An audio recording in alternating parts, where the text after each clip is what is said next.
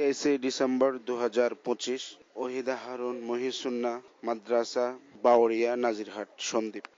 সম্মানিত হাজিরিন, কোরআন এবং হাদিসের আলোকে অত্যন্ত গুরুত্বপূর্ণ, তত্ত্ববহুল, ইখলাসদীপ্ত, মহামূল্যবান নসিহত পেশ করবেন ওহিদা হারুন মহিসুন্নাহ মাদ্রাসা ও সৈয়দ হুসাইন মৌলভী জামে মসজিদের যৌথ উদ্যোগে আয়োজিত আজকের মাহফিলের সম্মানিত প্রধান অতিথি ও সম্মানিত প্রধান আলোচক, আমাদের সুপরিচিত বাংলাদেশের উলামা কেরামের উজ্জ্বল নক্ষত্র, চার তরিকার বিশ্ববিখ্যাত বুজুর্গ, ওলিয়ে কামেল, চেরাগে দেওবন্দ, আধ্যাত্মিক জগতের রাহবার সম্রাট, আহলে সুন্নাত ওয়াল জামাতের ভাষ্যকার, রুমিয়ে জামানা, আকাবিরে দেওবন্দের জীবন্ত নমুনা, শাইখুল হাদিস, শাইখুল উলামা, আরিফ বিল্লাহ, হযরত মাওলানা শাহ আব্দুল মতিন বিন হুসাইন সাহেব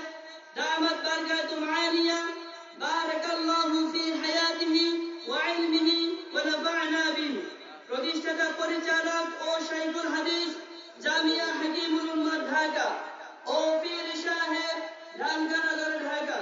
আমি সম্মানিত হযরতকে তার মূল্যবান নসিহত পেশ করার জন্য মাহফিল ইন্তেজামিয়া কমিটির পক্ষ হতে সবিনয় অনুরোধ করছি। আপনারা কি কবিতা শুনবেন? স্যার, জিন্দা মানুষ মনে হইতেছে। চলো ভাই শোনা। নাচ শরীফ নাই কি করো না করে একটা নিয়ে বসে থাকো খালি। যতটা জিন্দা এই মানুষরা অতটা তুমি জিন্দা কিনা? মাশাআল্লাহ, আল্লাহ বরকত দেন, আল্লাহ আমাদের সকলকে কবুল করেন, সকলকে আল্লাহর ওলি বানায় দেন এবং জান্নাতুল ফেরদাউস আল্লাহ আমাদেরকে একদম জলদি জলদি আমাদেরকে বুঝাইয়া দেন। আমল নামাত এখনই আল্লাহ পাক লিখে ফেলেন যে কবুল আমল জান্নাতুল ফেরদাউস। মৃত্যুর পরে যেন আল্লাহ আমাদের সকলকে, আমাদের সকল আপনজন প্রিয়জনদেরকে আল্লাহ তাআলা জান্নাতুল ফেরদাউস দিয়েই দেন। আল্লাহর কাছে চাইতে হয়, দিল বড় রাখতে হয়। বাবার কাছে কারো দিল ছোট করে চাইতে হয়, বড় দিলে চাইতে হয়। যিনি রব তার কাছে বড় দিলে কারো চাইবে না। চলো। আল্লাহ পাকের গভীর ইশক মহব্বতের রেখা আমার প্রাণপ্রিয় শাইখ মুর্শিদ কুতুব আলম আরিফিল্লাহ রুমিয়ে জামানা হযরত মাওলানা শাহ আব্দুল মতিন বিন হুসাইন সাহেব দামাত বারাকাতুহু মিল্লাহ এর পিছে যাও। কবিতার নাম নামাজের কি মজা। নামাজের কি মজা। 4 রমজান 1446 হিজরি, 5 মার্চ 2024, সকাল 7:45 লেখা, ইয়াদগার খানকায়ে হাকিমুল উম্মত, ঢাকা। আল্লাহ আল্লাহ কেমনে বলি নামাজের কি মজা। আল্লাহ আল্লাহ কেমনে বলি নামাজের কি মজা। কসম খোদার নামাজে পাই জান্নাতেরই মজা। কসম খোদার নামাজে পাই জান্নাতেরই মজা। আল্লাহ আল্লাহ কেমনে বলি নামাজের কি মজা। আল্লাহ আল্লাহ কেমনে বলি নামাজের কি মজা। খুশবু ফুলের হৃদয় মনকে করে উদ্বেলিত। খুশবু সিজদার জীবন করে তাওহীদ উদ্ভাসিত।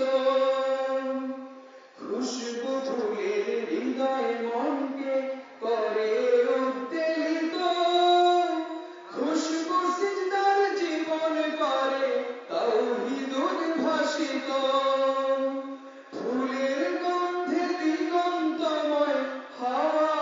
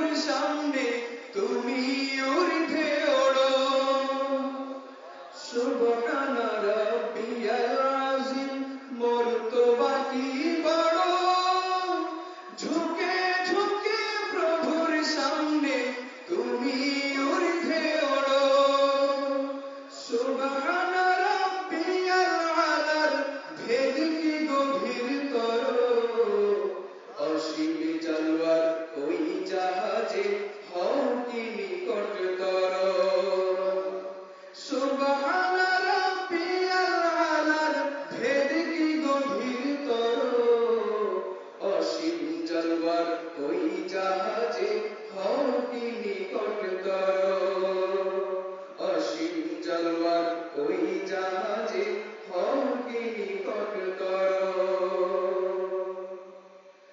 কসম প্রভুর এক এক সিজদায় পেয়ে যাই তাহাকে বেঁধে ফেলেন নিবিড় করে তার সাথে আমাকে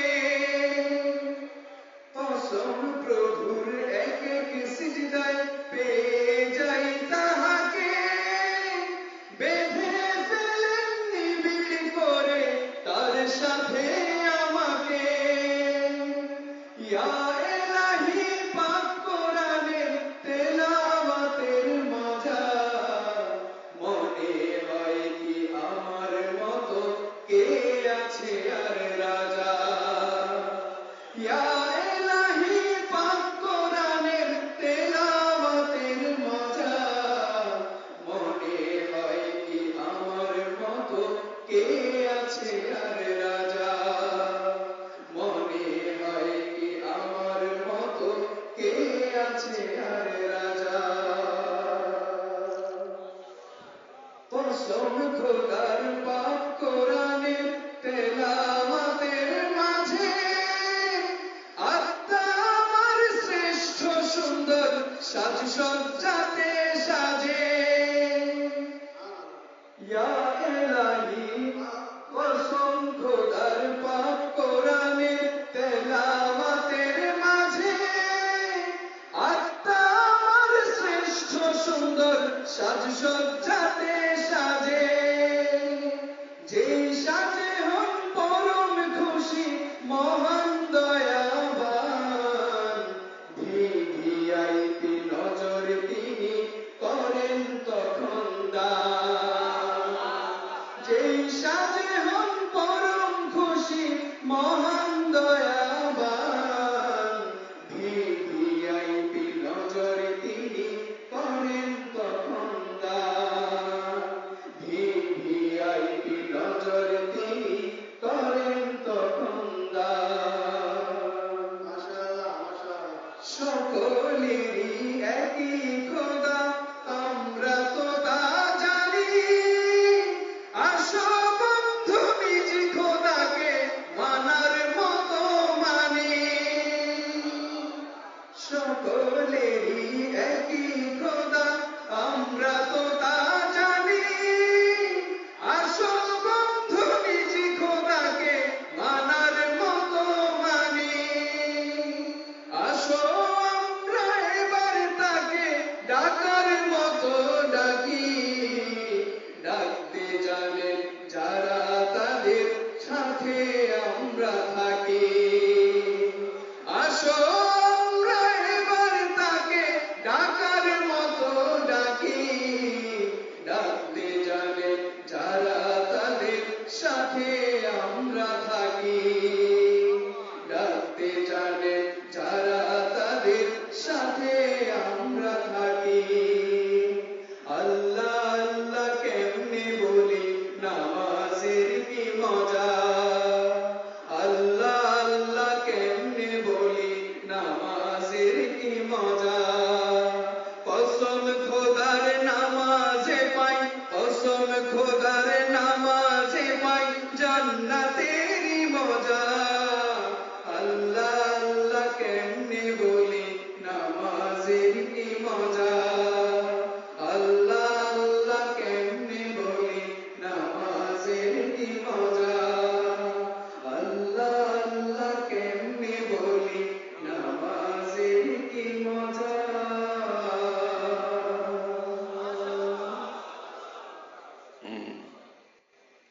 এই মাইকওয়ালা কারা?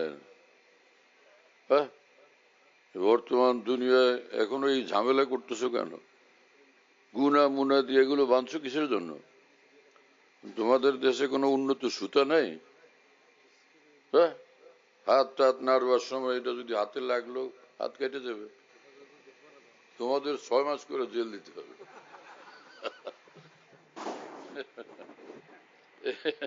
গুনা লাগাবে না, কোনো এমনি সুন্দর ফিতা দিয়ে লাগাবে না, এর ডরই লাগে দেখলে। সাবাস, একদমই ধারালো গুনা দিয়ে পেঁচাইছি, কত কারবে। হ্যাঁ, আল্লাহ, ওলামা ইকরামও অনেক আছেন মাশাআল্লাহ।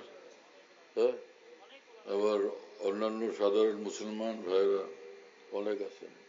এটা এত নিচু দেও কেন, আরো উঁচু দিতে পারো না? আল্লাহ তোমাদের বুঝ দেন, সামাজিক জ্ঞান বড় দৌলত। এত নিচে দিল, আরামে বসে গেলাম। পিছন থেকে মানুষের দেখতে কষ্ট হয়, আমিও তাদের দেখতে ভালো মতো পাই না, দেখতে পাই না। আমিও দেখতে চাই, ওনারাও তো দেখতে আগ্রহ করেন, সেটার রেয়ায়ত নেই। খালি মুক্তাসাল মানতেই পড়াও, বুঝো তো না কিছুই, এমনি কিতাব পড়াও। যেখানে যেটা দরকার সেটাকে খেয়াল রাখা কর্তব্য। আলহামদুলিল্লাহ, আলহামদুলিল্লাহ নাহমাদুহু ওয়া নাস্তাঈনুহু ওয়া নাস্তাগফিরুহু ওয়া নু'মিনু বিহি ওয়া নাতাওয়াক্কালু আলাইহি ওয়া নাউযু বিল্লাহি মিন শুরুরি আনফুসিনা ওয়া মিন সাইয়্যাতি আ'মালিনা।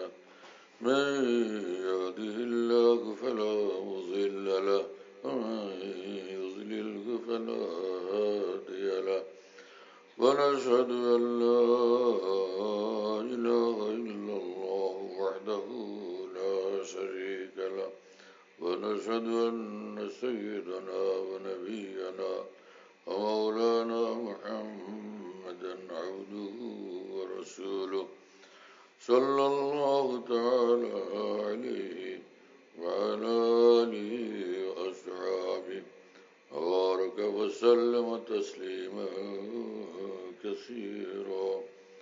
أما بعد، فأعوذ بالله من الشيطان الرجيم. بسم الله الرحمن الرحيم. وما خلقت الجن والإنس إلا ليعبدون. صدق الله مولانا العظيم. وقال رسول الله صلى الله تعالى عليه وسلم إن أولى الناس بي يوم القيامة المتقون من كانوا وحيث كانوا. وقال عليه الصلاة والسلام اللهم إني أسألك حبك وحب من يحبك والعمل الذي يبلغني حبك، أو كما قال رسول الله صلى الله تعالى عليه وسلم.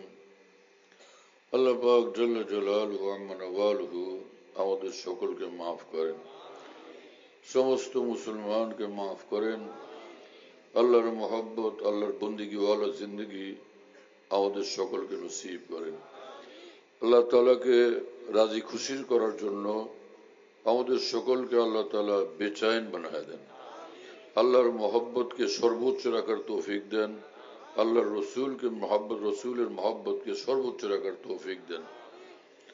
আমার ভাইরা, মুসলমান বড় ভাগ্যবান। যে মুসলমান এই কথা বুঝে না, সে এখনো দিনের বুঝ তার মধ্যে পয়দা হয়নি। সারা দুনিয়াতে ঘুরলেই দিনের বুঝ পয়দা হয় এমনটা না। যার মধ্যে দিনের বুঝ সহি আছে, তার সঙ্গে উঠা বসা করার দ্বারা দিনের বুঝ পয়দা হয়। এখন লোকেরা মনে করে যে ঘন্টা ঘন্টা মসজিদে বসে থাকলে দিনের বুঝ পয়দা হয়, ঘন্টা ঘন্টা বসে থাকলে ইবাদত হয়, কিন্তু দিনের বুঝ পয়দা হওয়ার তরিকা এটা না। সারা বিশ্বে ঘুরলো, আমেরিকা, ইউরোপ, তাম দুনিয়া, সাউথ আফ্রিকা ঘুরে আসলো দিনের জন্য, ওয়াজ করলো, নসিহত করলো, বয়ান করলো, লোকদেরকে দিনের দিকে ডাকলো। এটা একটা নেক আমল হলো, কিন্তু দিনের বুঝ পয়দা হওয়ার তরিকা এটা কোনো ক্রমেই না। হযরত হাকিমুল উম্মত মুজাদ্দিদুল মিল্লাত मौलाना शाह अशरफ अली थानवी रहमतुल्लाह अलैह बोलेन जे नूर फाम किसी फानी फिल्लाह बाकी बिल्लाह की सोबत के बेदून हासिल नहीं होता। उसके बगैर इल्म ऐसा है जैसा कि तोते को कुरान पाक की चंद सूरतें पढ़ा देवे या फारसी के कुछ अशार सिखा देवे। এই মহান আলেম দ্বীন যার সামনে লক্ষ আলেম দিন শিশুর মতো, সেই মহান আলেম ফকি এবং মুজাদ্দিদ এবং ইমাম উত্তাসাউফ, ইমাম শরীয়ত ও তরিকত হাকিমুল উম্মত মাওলানা আশরাফ আলী থানভী রহমতুল্লাহ আলাইহি বলেন যে আল্লাহ পাকের দ্বীনের নূরওয়ালা বুঝ, গভীর বুঝ পয়দা হওয়ার জন্য দরকার যে কামেল কোন আল্লাহর বলি যার জিন্দগি দ্বীনওয়ালা, শরীয়তওয়ালা, একদম সুন্নাত শরীয়ত মোতাবেক, আল্লাহর ভয়ে প্রকম্পিত যার জিন্দগি, শরীয়তের খেলাফ কর্মকাণ্ড যার জীবন না, এইরকম কোন কামেল আল্লাহ ওয়ালার সঙ্গে উঠা বসা, তার সৌবত সান্নিধ্য লাভ, তার তরবিয়ত, তার দোয়া, তার নজর ব্যতীত এভাবে দিনের বুঝ পয়দা হয় না। মূল বিষয় হলো এরকম কোন কামেলের সঙ্গে থাকা। তো রং ধরে এইভাবে সৌবত থেকে, হ্যাঁ, সঙ্গ গুণে রঙ্গ ধরে। মানুষের মধ্যে কথা প্রসিদ্ধ আছে, যেরকম লোকের সঙ্গ লাভ করে সেরকম তার জীবনের রং পয়দা হয়। চোরের সঙ্গে থাকলে চোরের রং পয়দা হয়, ডাকাতের সঙ্গে থাকলে চুরিও করতে রাজি হয় না, ডাকাতের রং তার মধ্যে পয়দা হয়। সন্ত্রাসীর সঙ্গে থাকলে সন্ত্রাসীর রং পয়দা হয়। আর যদি সে শরাবের সঙ্গে, মদখোরের সঙ্গে থাকে, ওই মদখুরির রং তার মধ্যে পয়দা হয়। বিড়ি সিগারেট ওয়ালার সঙ্গে থাকলে তার মধ্যে বিড়ি সিগারেট খাওয়ার রং পয়দা হয়। তো যেখানে থাকবে সে রং পয়দা হয়। আর এক লোক সকালবেলা ঘুম থেকে জাগলে সে গোলাপ ফুল তালাশ করে, আর গোলাপ ফুলের ঘ্রাণ শুকতে থাকে। এই বন্ধু যে তার সঙ্গে উঠে বসে, ওর মধ্যেও গোলাপ ফুল খুঁজবার স্বভাব পয়দা হয়ে যাবে। কথা বুঝতেছেন মানুষ? আমার প্রিয় ভাইয়েরা, যে মানুষ কোন কামেল আল্লাহ ওয়ালার সঙ্গে উঠা বসা করতে থাকে, সে কামেল আল্লাহ ওয়ালা মানে ইমান তার কামেল, ইমান তার কামেল, আল্লাহর মহব্বত ভাষা, মহব্বত ভালোবাসা তার কামেল, আল্লাহর ভয়ভীতি তার অন্তরের মধ্যে কামেল, আল্লাহর জন্য পিপাসা এবং আল্লাহর জন্য বেচাইনি বেকুলতা তার মধ্যে কামেল। এই মানুষটা আল্লাহ রসুলকে সবকিছুর ঊর্ধ্বে ভালোবাসে। এই মানুষটার সঙ্গে যে লোক উঠা বসা করবে, দিনে দিনে দিনে দিনে এই লোকের রং, এই আল্লাহর ওলির রং, এই মহান কামেল মানুষের রং ওই মানুষের জীবনে পয়দা হবে। কি কথা বুঝতেছেন প্রিয় বন্ধুরা? जो आग की खासियत वो इश्क की खासियत, एक खाना बखाना है, एक सीना बसीना है। ভারতের মহান বুজুর্গ, যিনি ইংরেজ আমলে ডেপুটি কালেক্টর ছিলেন, এত বড় মানুষ, লখনৌর এক সম্ভ্রান্ত ফ্যামিলির মহান ব্যক্তিত্ব, তিনি বলেন যে আগুন যেরকম এক ঘরে লাগলে আশপাশের ঘরগুলোতে লাগতে থাকে, অনুরূপ ভাবে যার অন্তরে আল্লাহর মহব্বতের আগুন জ্বলে, তুমি তার সঙ্গে উঠো বসো, তাহলে তোমার মধ্যে আল্লাহর মহব্বতের সে আগুন জ্বলবেই জ্বলবে। करीब जलते हुए दिल के अपना दिल कर दो, ये आग लगती नहीं है लगाई जाती है। যার অন্তরে আল্লাহর মহব্বতের আগুন জ্বলে, যিনি দিন রাত আল্লাহর জন্য বেচাইন থাকেন, বেকরার থাকেন, করারে জানে বেকরারা, যার মনে দিলের আওয়াজ হলো হে আল্লাহ, আপনাকে ব্যতীত আমার কোনো শান্তি নেই, কোনো আরাম নাই, আপনাকে পাইলে আমার শান্তি এবং আরাম। दिल गुलस्ता था तो हर शय से टपकती थी बहार, दिल भयाबा क्या हुआ आलम भयाबा हो गया। दिल যার ফুল ওয়ালা, নূর ওয়ালা, আল্লাহ পাকের খুশি ওয়ালা, আল্লাহ পাকের সঙ্গে গভীর সম্পর্ক ওয়ালা, এই মানুষের জীবন দারুণ সুখী জীবন, শান্তিময় জীবন, শান্তির দরিয়ার মধ্যে সে ডুবে থাকে। এরকম কামেল ওলি আল্লাহর সঙ্গে যারা উঠা বসা করতে থাকে, তাদের জীবনও এইরকম ভাবে ধন্য হয়, এরকম ভাবে সুখময় হয়, শান্তিময় হয়। তার দৃষ্টি নূরওয়ালা, তার চিন্তা নূরওয়ালা, তার চাহনি নূরওয়ালা, তার হাঁটা চলা, উঠা বসা, কথন বলন চলন সবকিছু তার নূরওয়ালা হয়ে যায়।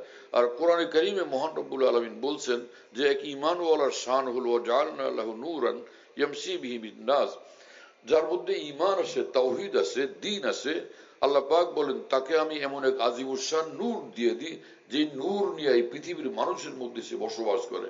হ্যাঁ, মানুষ মনে করে সে আমার মতোই চোখ কান নাক ওয়ালা, আমার মতোই হাঁটে চলে, বাজারে যায়, আমার মতোই খায় ঘুরবায়, কিন্তু আসলে মানুষ তাকে বুঝতে পারে না।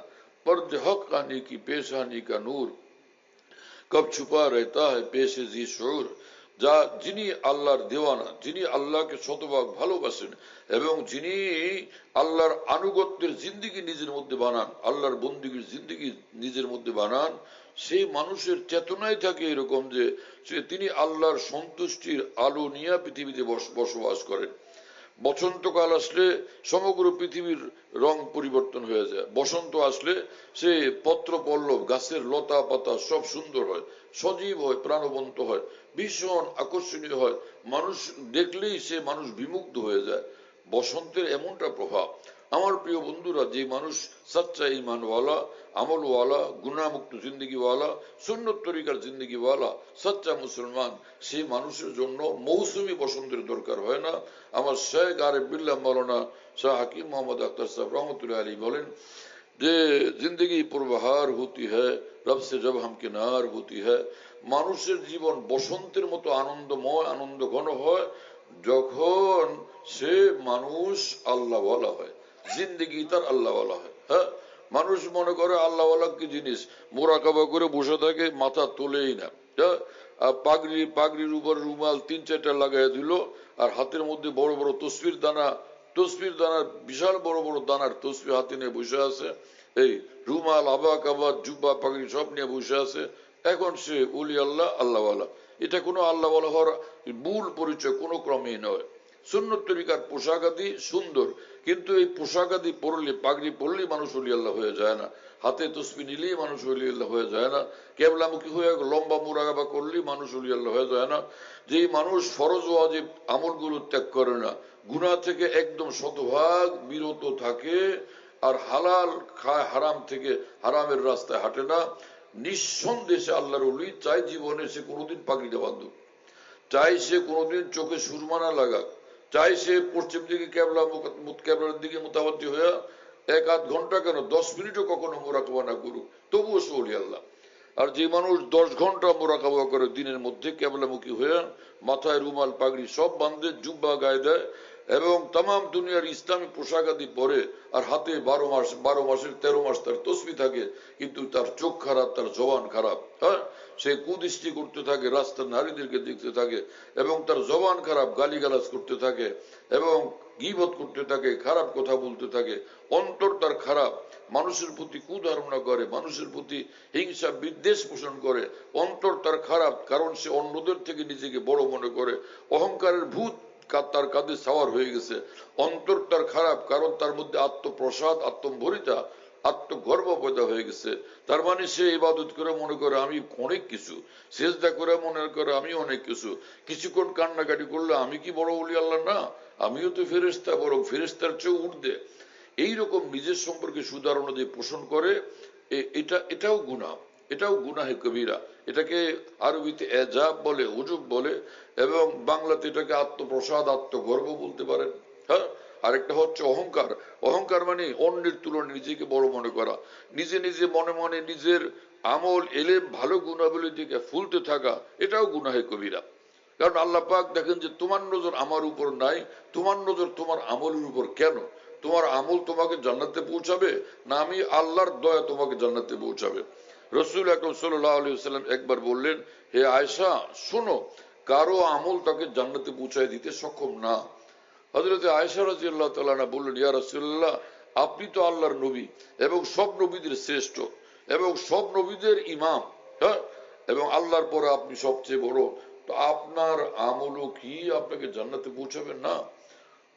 তো রাসূল আকরাম সাল্লাল্লাহু আলাইহি ওয়াসাল্লাম বললেন, আয়েশা, আমার আমলও আমাকে জান্নাতে পৌঁছাতে সক্ষম না, তবে কি মহান আল্লাহ নিজ রহমতের চাদরে আমাকে ঢাকবেন, পরিবেষ্টিত করবেন, এবং নিঃসন্দেহে তিনি নিজ রহমতে দয়াতে আমাকে জান্নাত দিয়ে দিবেন। শুনতেছেন প্রিয় বন্ধুরা? আমল হলো একটা রাস্তা, যে রাস্তা দিয়ে জান্নাতের দিকে যাইতে হয়। হ্যাঁ, এই আমলের রাস্তায় আমাদেরকে চলতে হবে, কারণ এই রাস্তার শেষ প্রান্তে গন্তব্য। যেই মানুষ হজ করতে চায় তাকে মক্কাগামী জাহাজে উঠতে হবে, আর যদি রাশিয়াগামী জাহাজে উঠে সে মক্কায় পৌঁছতে পারবে না, কানাডাগামী জাহাজে উঠলে সে মক্কায় পৌঁছতে পারবে না। কথা বুঝতেছেন প্রিয় বন্ধুরা? আমেরিকাগামী জাহাজে উঠলে সে মক্কায় বসতে পারবে না। ঠিক মক্কায় যে জাহাজ যাবে সেই জাহাজে তাকে বসতে হবে।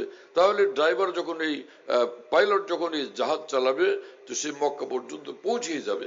তরসাম নারসি বকা বা আরবি কি রাহ কে তুমি রবি উত্তরিস্তান আস।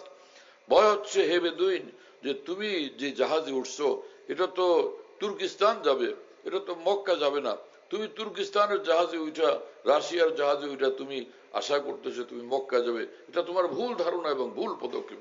হে মুসলমান, তুমি যদি ফরজ ত্যাগ করো, ওয়াজিব ত্যাগ করো এবং গুনার মধ্যে মশগুল থাকো, গুনার অভ্যাস বানাও এবং গুনার জন্য বেপরোয়া থাকো, গুনাহ ছাড়া তুমি বাঁচতেই পারো না, এইরকম যদি তুমি নিজের জিন্দগি বানাও এবং আল্লাহকে নারাজ করার মধ্যেই তুমি মজা পাও, এর থেকে তুমি পৃথক হইতে রাজি হও না, তাহলে এই রোড জাহান্নামের রোড, এই সড়ক জাহান্নামের সড়ক, এই সড়কের গন্তব্য জাহান্নাম, এই সড়ক যেখানে শেষ হবে সেখানে জাহান্নামে নিক্ষিপ্ত হইতে হবে।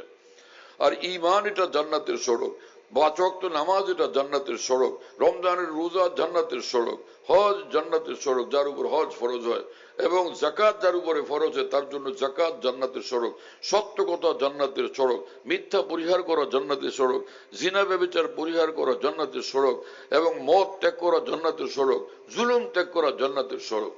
কথা বুঝতেছেন প্রিয় বন্ধুরা? আমার অত্যন্ত কষ্ট হয়, আফসোস লাগে যে মুসলমানদের কাছে আল্লাহর দ্বীনকে বুঝায় বলার মানুষের সংখ্যা একদম কম। তারা দুনিয়ার হইচই রই বক্তাদের স্টেজে উঠে দিলে এমন চিৎকার বাৎকার হইচই শুরু করে দেন, আমি চেষ্টা করি মাহফিলের কাছে থাকলে এই লোকটা বলে কি একটু বুঝি, আমার হয়তো উপকার হবে, কিন্তু লম্বা সময় চেষ্টা করে দেখছি তার চিৎকারের চোটে কিছু বোঝা যায় না। এরা এই চিৎকার দেওয়ার এই যে তরিকা, এই সুন্নত কোত্থেকে পাওয়া গেছে কিছুই জানি না। এটা কি আদম আলাইহিস সালামের তরিকা? এটা কি নূহ আলাইহিস সালামের তরিকা? এটা কি হযরত ইব্রাহিম আলাইহিস সালামের তরিকা? ইসমাঈল আলাইহিস সালাম, ইসহাক আলাইহিস সালামের তরিকা? এটা কি হযরত আইয়ুব আলাইহিস সালামের তরিকা? এটা কি হযরত ঈসা আলাইহিস সালাম, মুসা আলাইহিস সালামের তরিকা? নাকি মুহাম্মদুর রাসূলুল্লাহ সাল্লাল্লাহু আলাইহি ওয়াসাল্লামের তরিকা? নাকি তার সাহাবাদের তরিকা? আলেমের দিনের শান হবে যে আকাবির দিন, মহান পূর্বসূরি যারা দিনের বহনকারী ছিলেন, দিনের সম্মানিত মহান বাহক ছিলেন, তাদেরকে আমরা ফলো করব। কিন্তু এই চিৎকার বাৎকার হইচই এমন ভাবে করতে থাকা যে পুরা জন একটা একটা হইচই করার মাহফিল বানানো হয়েছে, এটা কি জিনিস? হ্যাঁ, কোন কলেজের লেকচার এরকম সুর দিয়ে চিৎকার করতে থাকে? কোন ইউনিভার্সিটির প্রফেসর এভাবে চিৎকার করতে থাকে? কোন মাদ্রাসার বুখারীর শাইখুল হাদিস এভাবে চিৎকার করতে থাকে? মুসলমানদেরকে দ্বীনের কথা বলতে আসলে স্টেজে এইরকম গলা ফাটা চিৎকার করতে থাকার অভ্যাস আসলো কোত্থেকে? হ্যাঁ, কি জিনিস এটা? কবে আমাদের ওলামাদের মধ্যে এই নুরানি পরিবর্তন আসবে? এই সকল ধান্দাবাজি বাদ দিয়া কবে আমরা কোরআন সুন্নাহর কথাগুলো সুন্দরভাবে মানুষদেরকে বলতে পারবো? মা কি কোনোদিন বাচ্চাদেরকে সুর দিয়া ডাকে? হ্যাঁ, বাবা কি কোনোদিন বাচ্চাকে সুর দিয়ে এরকম ডাকে? এবং সন্তান কি মা বাবাকে এরকম সুর দিয়া ডাকে? কিন্তু একমাত্র স্টেজের বক্তাদের এই চরিত্র হয়ে গেছে অনেকের, যে অনর্থক ভাবে শুধু চিৎকার আর চিৎকার করতে থাকে, সুর আর সুর দিয়া ডাকতে থাকে। এই অভ্যাস কোত্থেকে আসলো? এটাকে পরিবর্তন করি, মুসলমানদেরকে ভালো কথাগুলো বুঝায় বলার চেষ্টা করি, এই উদ্দেশ্যে আল্লাহ করে তারাও জান্নাতের দিকে ছুটেন, আর তাদের সঙ্গে আল্লাহ পাক আমাকেও কবুল করেন। কথা বুঝতেছেন প্রিয় বন্ধুরা?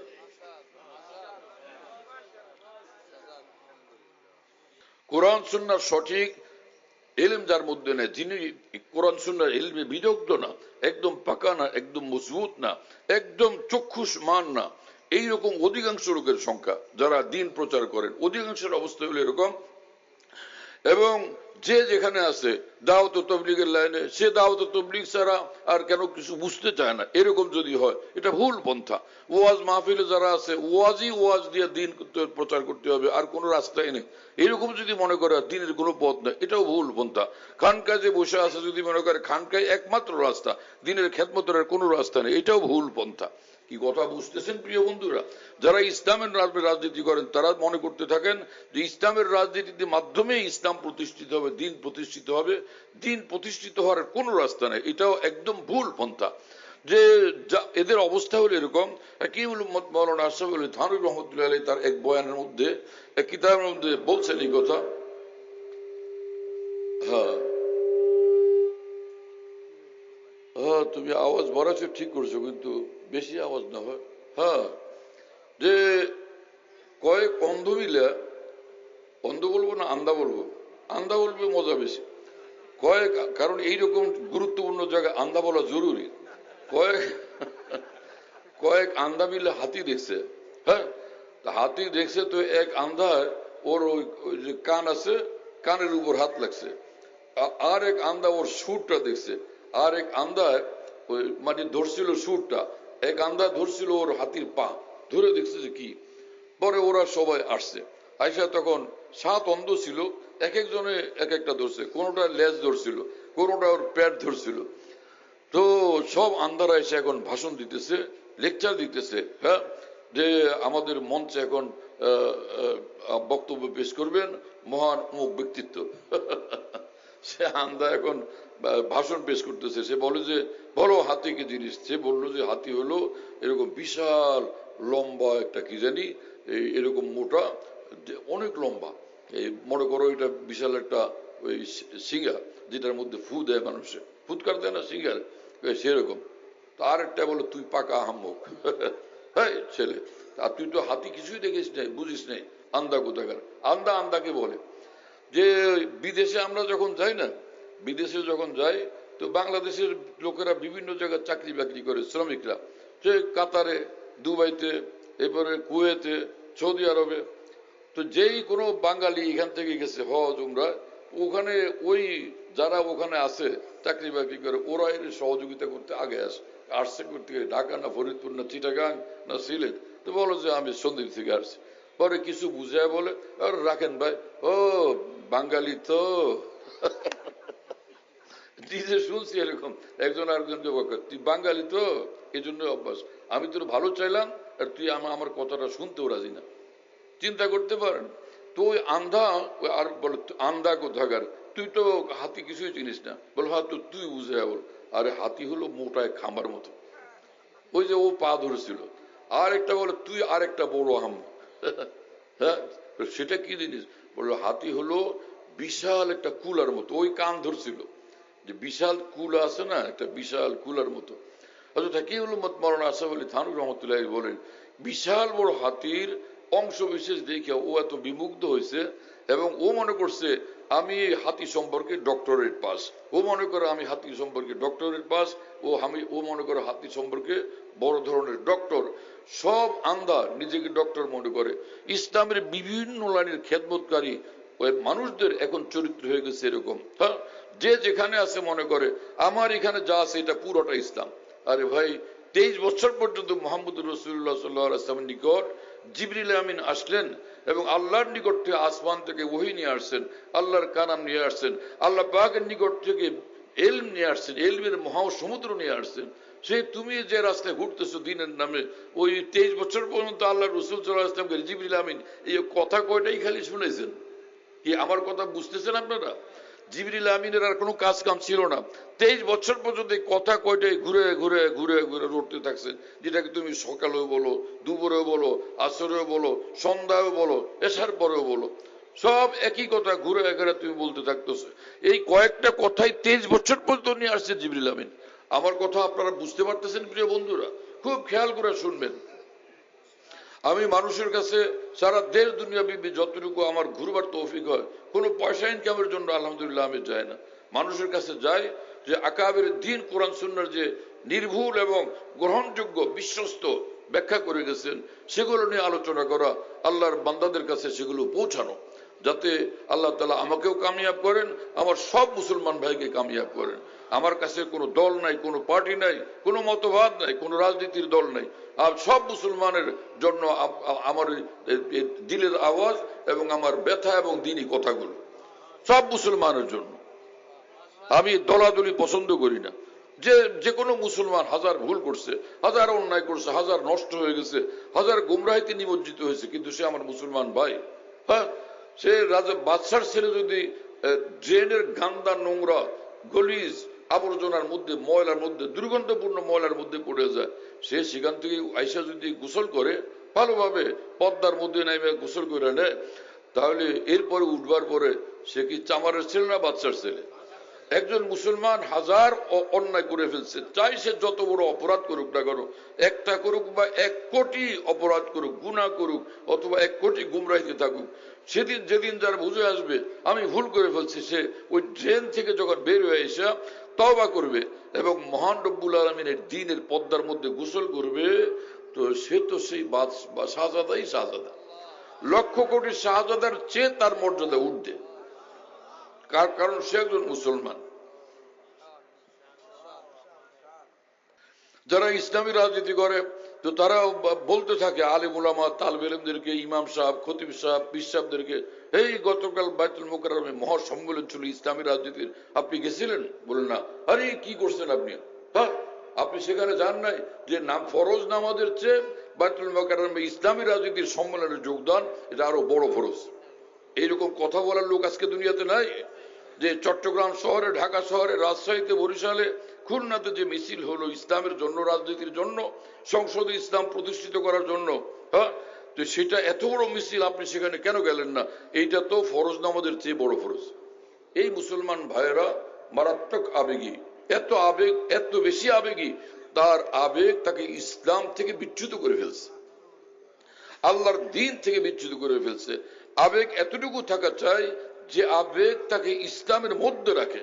ইসলামের জন্য এতটা আবেগ হওয়া যেই আবেগ তাকে ইসলাম থেকে বিচ্যুত করে জাহান্নামে পৌঁছে দিবে, এই আবেগ কোনোভাবে গ্রহণযোগ্য না। এইরকম আবেগ থেকে আল্লাহর কসম ফিরে আসা ফরজ। এইরকম একটা ঘটনা মনে পড়লো তা শুনে, সেটা হলো আমাদের জমানার কথা না, রাসূলুল্লাহ সাল্লাল্লাহু আলাইহি ওয়াসাল্লামের জমানার কথা। কয়েকজন বুখারী শরীফে হাদিস শরীফ আছে, মেশকাত শরীফে হাদিস শরীফ আছে যে কয়েকজন সাহাবী, রাসূলুল্লাহ সাল্লাল্লাহু আলাইহি ওয়াসাল্লামের সাহাবী, দরবেশ চরিত্রের সাহাবী। দরবেশ বুঝেন না? কিছু লোক আছে যে মানে চুপ করে জিম দিয়ে বসে থাকে এক জায়গায়, হ্যাঁ, চুপ করে জিম দিয়ে বসে থাকে, নড়ে চড়ে না। কি হয়েছে কে জানে? একজন এসা ঘন্টা ঘন্টা বসে আছে, সে তার সঙ্গে কথা বলতে রাজি না। বাসার থেকে বিবি খবর দিছে আসতে, বলে বাদ দে। আরে বাপরে, বিবির কথারও কোনো পাত্তা নেই, তো কার কথার তুমি পাত্তা দিবা? বিবির কথার পাত্তা যে স্বামীর কাছে থাকে না, সে স্বামী, এটা স্বামী, এটা মানুষের সমাজের কোনো মানুষ? এত নিচে নিচে কেন নামলা তুমি? একটা নারী, অবলা নারী, যে তোমার কাছে থাকে, তার কাছে তোমার কোনো গুরুত্ব নেই, তুমি মনুষ্যত্ব এখনো শিখোই নেই। মানুষ হওয়ার থেকে এখনো মনুষ্যত্বের জগৎ থেকে বহুত পিছনে আছো, অন্ধকার জগতে তুমি ডুবে আছো। কথা বুঝতেছেন প্রিয় বন্ধুরা? এত বড় মুরাকাবা কেন করতেছ? যে মুরাকাবা তোমাকে কর্তব্য থেকে বিচ্যুত করে ফেলতেছে, এটা সহি না। তো এটা হলো এক ধরনের ভুল দরবেশের কর্মকাণ্ড। সাহাবীদের মধ্যে কয়েকজন মিলে গেছেন রাসূলুল্লাহ সাল্লাল্লাহু আলাইহি ওয়াসাল্লামের বাসার কাছে। আম্মাজান আয়েশা সিদ্দিকা রাদিয়াল্লাহু তাআলা আনহা ইসলামের মস্ত বড় আলেম, ইসলামের মস্ত বড় আলেম, মস্ত বড় ফকিহ, মস্ত বড় মুজতাহিদ। সাহাবীদের মধ্যে সব বড় আলেম ছিলেন না। সাধারণ সাহাবা ফরজ পরিমাণ ইলম তাদের কাছে থাকতো, কিন্তু সাহাবীদের মধ্যে আলেমের সংখ্যা এত ছিল না। রাসূলুল্লাহ সাল্লাল্লাহু আলাইহি ওয়াসাল্লাম দুনিয়ার থেকে যখন চলে গেলেন, তখন মদিনা শরীফে 25 জনের মতো একদম উচ্চমানের আলেম ছিলেন সাহাবাদের মধ্যে, যাদেরকে ফকিহ বলা হতো। কি কথা বুঝতেছেন প্রিয় বন্ধুরা? যেমন হযরত আবু বকর সিদ্দিক রাদিয়াল্লাহু আনহু, ওমর ফারুক রাদিয়াল্লাহু তাআলা আনহু, আলী রাদিয়াল্লাহু আনহু, উসমান রাদিয়াল্লাহু আনহু, আব্দুল্লাহ ইবনে মাসউদ রাদিয়াল্লাহু তাআলা আনহু, হযরত আবু হুরায়রা রাদিয়াল্লাহু তাআলা আনহু, যায়েদ ইবনে সাবিত রাদিয়াল্লাহু তাআলা আনহু, এই ফুকাহায়ে সাহাবার মধ্যে এই মানুষরা ছিলেন। আব্দুল্লাহ ইবনে আব্বাস রাদিয়াল্লাহু তাআলা আনহু। কথা বুঝতেছেন প্রিয় বন্ধুরা? হ্যাঁ, তো তারা ছিলেন একদম বড় মাপের আলেমে দ্বীন। তো এই সাহাবীরা, তারা কয়েকজন গেছেন, তারা গিয়া আম্মাজান আয়েশা রাদিয়াল্লাহু তাআলার কাছ থেকে জানতে গেছেন যে রাসূলুল্লাহ সাল্লাল্লাহু আলাইহি ওয়াসাল্লাম যখন ঘরের মধ্যে আসেন কি কি আমল করেন। মনে করছেন যে বাইরে যখন আল্লাহ রাসূল থাকেন তখন তো নসিহত করেন, দিন ইউআল্লিমুহুমুল কিতাবা ওয়া ইয়াতলু আলাইহিম আয়াতিহি, হ্যাঁ, ইয়াতলু আলাইহিম আয়াতিহি ওয়া ইউআল্লিমুল কিতাবা ওয়াল হিকমাতা ওয়া ইউযাক্কিহিম। আল্লাহর কোরআনের তেলাওয়াত তাদেরকে বিশুদ্ধভাবে শিক্ষা দেন। হ্যাঁ, এখন তুমি ইসলামের পণ্ডিত, ইসলামের বড় কান্ডারি, ইসলামের বড় প্রতিনিধি হয়ে গেছো, সারা পৃথিবীকে ইসলাম শিক্ষা দিতেছো, এমনকি রাষ্ট্রীয়ভাবে ইসলাম প্রতিষ্ঠিত করতে চাচ্ছ। মুহাম্মদুর রাসূলুল্লাহ সাল্লাল্লাহু আলাইহি ওয়াসাল্লামের এই মহান গুণাবলীর মধ্যে, বৈশিষ্ট্যাবলীর মধ্যে আল্লাহ তাআলা কোরআনে প্রথম যে কথাটা উল্লেখ করছেন যে বিশুদ্ধভাবে কোরআন শরীফ তেলাওয়াত করে রাসূলুল্লাহ সাল্লাল্লাহু আলাইহি ওয়াসাল্লাম সাহাবীদেরকে শোনাইতেন এবং শিক্ষা দিতেন। তুমি ইসলামের ডক্টর এবং পণ্ডিত, তোমার কোরআন তেলাওয়াত তো অশুদ্ধ, তুমি নবীর থেকে গ্রহণ করলা কি? কোরআন শরীফে মহান রব্বুল আলামিন বলে দিয়েছেন, মা আতাকুমুর রাসূল ফাখুযুহু ওয়া মা নাহাকুম আনহু ফান্তাহু। আমার মহান রাসূল তোমাদেরকে যা দেন, মহান রাসূল কোত্থেকে আমি বললাম জানেন? এই শব্দ এখানে কোন জায়গায়? কি বলবো আপনাদেরকে, যে আর রসুলের আলিফ লাম হাদে খারজি, অর্থাৎ এই যে রাসূল যাকে দেখতেছো শৈশব কাল থেকে যিনি একদমই আরব দুনিয়াতে আলামীন নামে প্রতিষ্ঠিত, উন্নত চরিত্র, সুন্দর জীবন, সুন্দর বুঝ, নিখুঁত জ্ঞান, নিখুঁত চরিত্র, নিখুঁত জীবনের অধিকারী, এরপরে তোমাদের সমাজে তার বিরুদ্ধে টু শব্দ করার মতো, একটা দোষ দেখানোর মতো কোন লোক নাই। সেই রসুল তোমাদেরকে যা দেন, যার উপরে আসমানি সব কিতাবের চেয়ে বড় কিতাব আমি নাজিল করছি, সেই রসুল তোমাদেরকে যা দেন তোমরা নিতে থাকো। আর রসুল যত জিনিস থেকে, যা যা থেকে তোমাদেরকে বারণ করেন, সবটা থেকে বিরত রাখো, তোমাদের জন্য তাহলে জান্নাত একদম রেডি। কথা বুঝতেছেন প্রিয় বন্ধুরা? লোকেরা অল্প কয়টা কথা শিখা, অল্প কয়টা চটি বই পড়ে টেরা মনে করে আমি ইসলামের ডক্টর, মহান আলেম, মস্ত বড় ইসলামী পণ্ডিত, আমার কারো কাছে যাওয়ার দরকার নেই। আমার প্রিয় বন্ধু, তোমাকে ইবলিসে ধরছে, শয়তানে ধরছে, নফসের ধোকায় ধরে ফেলছে। আর যদি তোমার মধ্যে সত্যিকার দ্বীনি চেতনা নিখুঁত থাকতো, জাগ্রত থাকতো, এই কথা তুমি বলতে পারতা না, ভাবতে পারতা না। তুমি মনে করতা 23 বছর পর্যন্ত মুহাম্মদ রাসূলুল্লাহ সাল্লাল্লাহু আলাইহি ওয়াসাল্লামের উপর যে ওহী নাযিল হয়েছে, যে ইলম নাযিল হয়েছে, সেটার এক এক বিন্দুর জন্য আমি মুখাপেক্ষী। হ্যাঁ, সেটার এক এক বিন্দুর জন্য আমি মুখাপেক্ষী। সেই মহাসাগরের এক এক বিন্দুর জন্য আমি তৃষ্ণার্ত। তুমি কিভাবে বলতে পারো যে এই ছোট ছোট বিষয়ের জন্য, বড় ইসলামের বড় স্বার্থের জন্য ছোট ছোট বিষয়গুলোকে আমাদেরকে বিসর্জন দিতে হবে? ঈমান যদি তোমার মধ্যে কামেল থাকতো, দ্বীনের বুঝ যদি তোমার মধ্যে কামেল থাকতো, মুনাফিকের মতো এরকম শব্দ, মূর্খ মুসলমানের মতো এরকম শব্দ তোমার মুখে মৃত্যু পর্যন্ত কখনো উচ্চারিত হইতো না। কি কথা বুঝতেছেন? যে যেমন নাকি সেজদা ফরজ, 5 ওয়াক্ত নামাজ ফরজ। কি কথা বুঝতেছেন? এটা বড় জিনিস না? লক্ষ কোটি বাদশাহের চেয়ে এক সেজদার মূল্য বেশি। আমার কথা বুঝতেছেন আপনারা? এটা বড় জিনিস। কিন্তু সুবহানাল্লাহ না পড়লে কোনো গুনাহ হবে না। কিয়ামত পর্যন্ত সুবহানাল্লাহ না পড়লে কোনো গুনাহ হবে না। কিয়ামত পর্যন্ত হায়াত পাইলে কেউ যদি একবার আল্লাহু আকবার না বলে কোনো গুনাহ হবে না। হ্যাঁ, কিয়ামত পর্যন্ত যদি কেউ হায়াত পায়, জীবনে একবার যদি ইশরাক না পড়ে, কোনো গুনাহ হবে না। কিয়ামত পর্যন্ত হায়াত পাইলো, একবার সে তাহাজ্জুদ পড়লো না, কোনো গুনাহ হবে না। কি ঠিক আছে না? কিন্তু তাই বললে তাহাজ্জুদকে ছোট স্বার্থ বলা যাবে? ইশরাককে ছোট স্বার্থ বলা যাবে? যেমন ইশরাকের 2 রকম হাদিস আছে। একটা হলো, হে আল্লাহ পাক বলেন, ইয়া ইবনা আদম ইরকালি আরবা রাকাতিন আউয়ালান নাহারে আকফিকা আকিরাহু, হে আদমের সন্তান, দিনের শুরু আগে তুমি 4টা রাকাত নফল নামাজ আমার জন্য পড়ে দেখাও। তোমার দিন শেষ হওয়ার জন্য, তোমার সবগুলো প্রয়োজন পূরণের জন্য আমি দায়িত্ব নিলাম।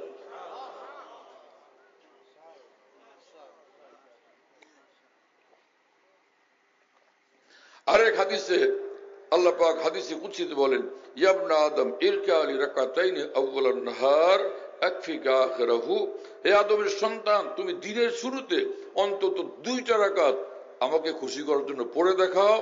তাহলে দিন শেষ হওয়ার জন্য, দিন শেষ হওয়া পর্যন্ত তোমার যা যা দরকার হবে আমি দেখবো, আমি দায়িত্ব নিলাম। কি আমার ভাইরা কথা বুঝতেছেন? ইসলামের এত ছোট্ট একটা আমল, যেটা না করলে কোনো গুনাহ নাই, কাল কিয়ামতে কোনো জিজ্ঞাসাবাদ হবে না, সেটাকে কি ছোট্ট বলা যাবে? তুচ্ছ বলা যাবে? ক্ষুদ্রাতি ক্ষুদ্র বলা যাবে? মুসলমানের মাথা যদি বুদ্ধি থাকে, জ্ঞান থাকে, ঈমানের আলো থাকে তার হৃদয়, সেই মুসলমান এই কথা কোনোভাবেই বলতে পারে না। হ্যাঁ, সমস্ত সাহাবীদের চেহারার মধ্যে দাড়ি ছিল 1 ফুটের বেশি, 1 ফুট বা 1 ফুটের বেশি, 1 ফুটের কম ছিল না। তুমি একজন মুসলমান, তুমি বলো মুহাম্মদুর রাসূলুল্লাহ সাল্লাল্লাহু আলাইহি ওয়াসাল্লাম আমার জন্য মডেল, উসওয়াতুন হাসানা, আমার জন্য কমপ্লিট নমুনা, এবং ইসলাম আমার জন্য একদম কমপ্লিট এক জীবন বিধান। হ্যাঁ, এগুলো তো তুমি বলো, কিন্তু তোমার মাথার চুলগুলো ইহুদিদের মতো, খ্রিস্টানদের মতো। এটা মুহাম্মদুর রাসূলুল্লাহ সাল্লাল্লাহু আলাইহি ওয়াসাল্লামের চুলের অনুসরণ সেখানেও নাই। চোখ 2টা দিয়ে তুমি ভিন নারীদেরকে দেখো, 2 চোখেও ইসলাম নাই।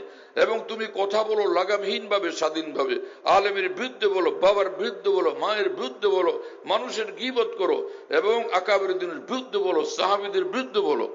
কি কথা বুঝতেছেন? তোমার জবানে তো ইসলাম থাকলো না।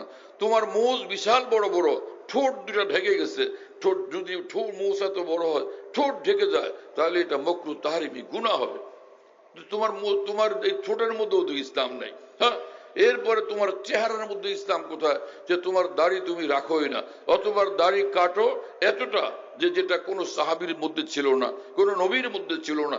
সমস্ত নবী রসুল যতজন আসছেন প্রত্যেক নবী প্রত্যেক রসুলের দাড়ি একদম মুখ ভর্তি দাড়ি ছিল।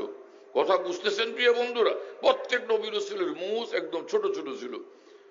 কি হয়েছে তোমার? তো নবীরা তোমার আমার মডেল, কিসের জন্য মডেল? খালি বয়ান বক্তৃতার জন্য, ভাষণ দেওয়ার জন্য, সংসদে যাওয়ার জন্য, খালি ইসলামী রাজনীতি করার জন্য, খালি রাষ্ট্র শাসনের জন্য? কি হলো আজকে মুসলমানের? আরে রাষ্ট্র শাসনের জন্য আমাদের সুযোগ হলো না হলো সেটা পরের কথা, কিন্তু এটা তো আমি পারি। আমি আল্লাহর হয়ে যাই, আমি আল্লাহর হয়ে যাই, আমি আল্লাহকে ডাকি, আমার বুকটা আল্লাহর ভালোবাসায় পরিপূর্ণ থাকে, আল্লাহর প্রতি আজমত গভীর শ্রদ্ধায় আমার অন্তরটা পরিপূর্ণ থাকে, আল্লাহর ভয়ে আমার অন্তর প্রকম্পিত থাকে, আমার কপাল সিজদা বলা হয়, আমার চেহারার মধ্যে নবীর সুন্নতের নূর এবং আদর্শ জিন্দা হয়। আমার অমুক জিন্দাবাদ, তমুক জিন্দাবাদ, হুজুর জিন্দাবাদ, নেতা জিন্দাবাদ, আমার মধ্যে দিন জিন্দাবাদ হলো না কেন? কি কথা বুঝতেছেন প্রিয় বন্ধুরা? কি বলবো আমি, কাকে বলবো? হ্যাঁ, আমি দুয়ারে দুয়ারে ঘুরি কোন দল এবং পার্টি বানানোর জন্য না। আমার বন্ধু বান্ধবরা আমাকে বহু বলছেন। আমার এক জমানায় আমার এরকম এক সংগঠন ছিল, সারা দুনিয়াব্যাপী এটা দিন দিন প্রসারিত হইতেছিল, কিন্তু আমার শায়েখ বলছেন যে কোনো সংগঠন দরকার নেই, তুমি আকাবের দিনের এলম এবং তাদের কথা নিয়ে পৃথিবীতে বসবাস করো।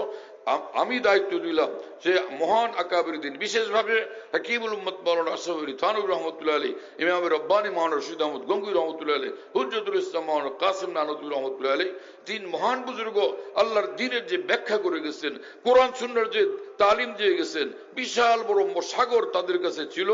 সেটা দেখো, সেটা পড়ো, সেটা নিজের জীবনে বাস্তবায়িত করো এবং মুসলমানদের কাছে সারা মৃত্যু পর্যন্ত সেটা পৌঁছানোর দায়িত্ব দিলাম তোমাকে। কথা বুঝতেছেন প্রিয় বন্ধুরা? হ্যাঁ,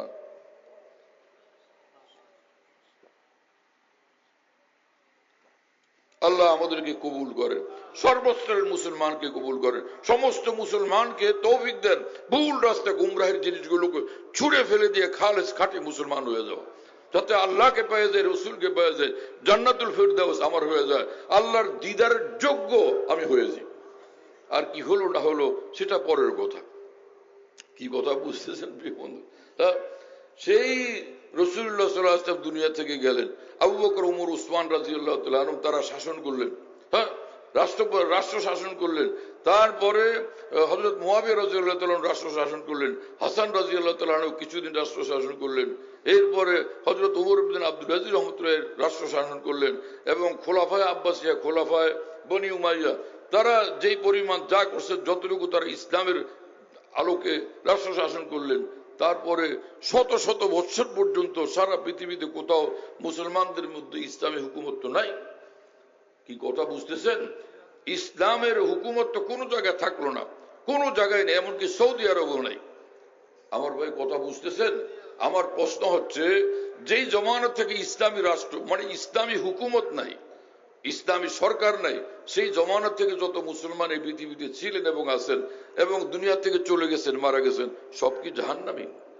এই কারণে যে তারা ইসলামী রাজনীতি করেন নাই, এবং এই কারণে যে তারা ইসলামী রাষ্ট্র প্রতিষ্ঠার চেষ্টাও করেন নাই, এই কারণে যে তারা ইসলামী হুকুমত প্রতিষ্ঠিত করেন নাই, এরা কি সব জাহান্নামী হবে? কি আমার কথা বুঝতেছেন ভাইরা?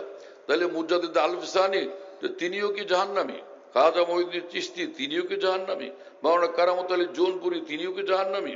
তাহলে আপনার আমার যে লিডারের বা যে ইসলামী চিন্তাবিদের অনুসরণ করেন, সেই ইসলামী চিন্তাবিদরা কি ইসলামী হুকুমত প্রতিষ্ঠিত করছিলেন? তাহলে তিনিও কি জাহান্নামী? এবং তাদের অনুসারীরাও কি তখন সব যারা মরে গেছে সব জাহান্নামী? কি কথা বলেন এগুলো? হ্যাঁ, এমন সব কথা বলেন বেফাস ভাবে, একদম কোন সঠিক জ্ঞানের ভিত্তি ছাড়া আপনারা কথাবার্তা বলে বসেন। একদল মানুষ এইভাবে বলতে থাকে যে ফরজ নামাজের চেয়ে জিহাদের মর্যাদা উঠবে, ফরজ নামাজের চেয়ে জিহাদের মর্যাদা উঠবে। এই সকল মহান ব্যক্তিরা আপনারা কোথায়? আমি আপনাদের জন্য সাক্ষাৎ করার জন্য অধীর আগ্রহ অপেক্ষমান।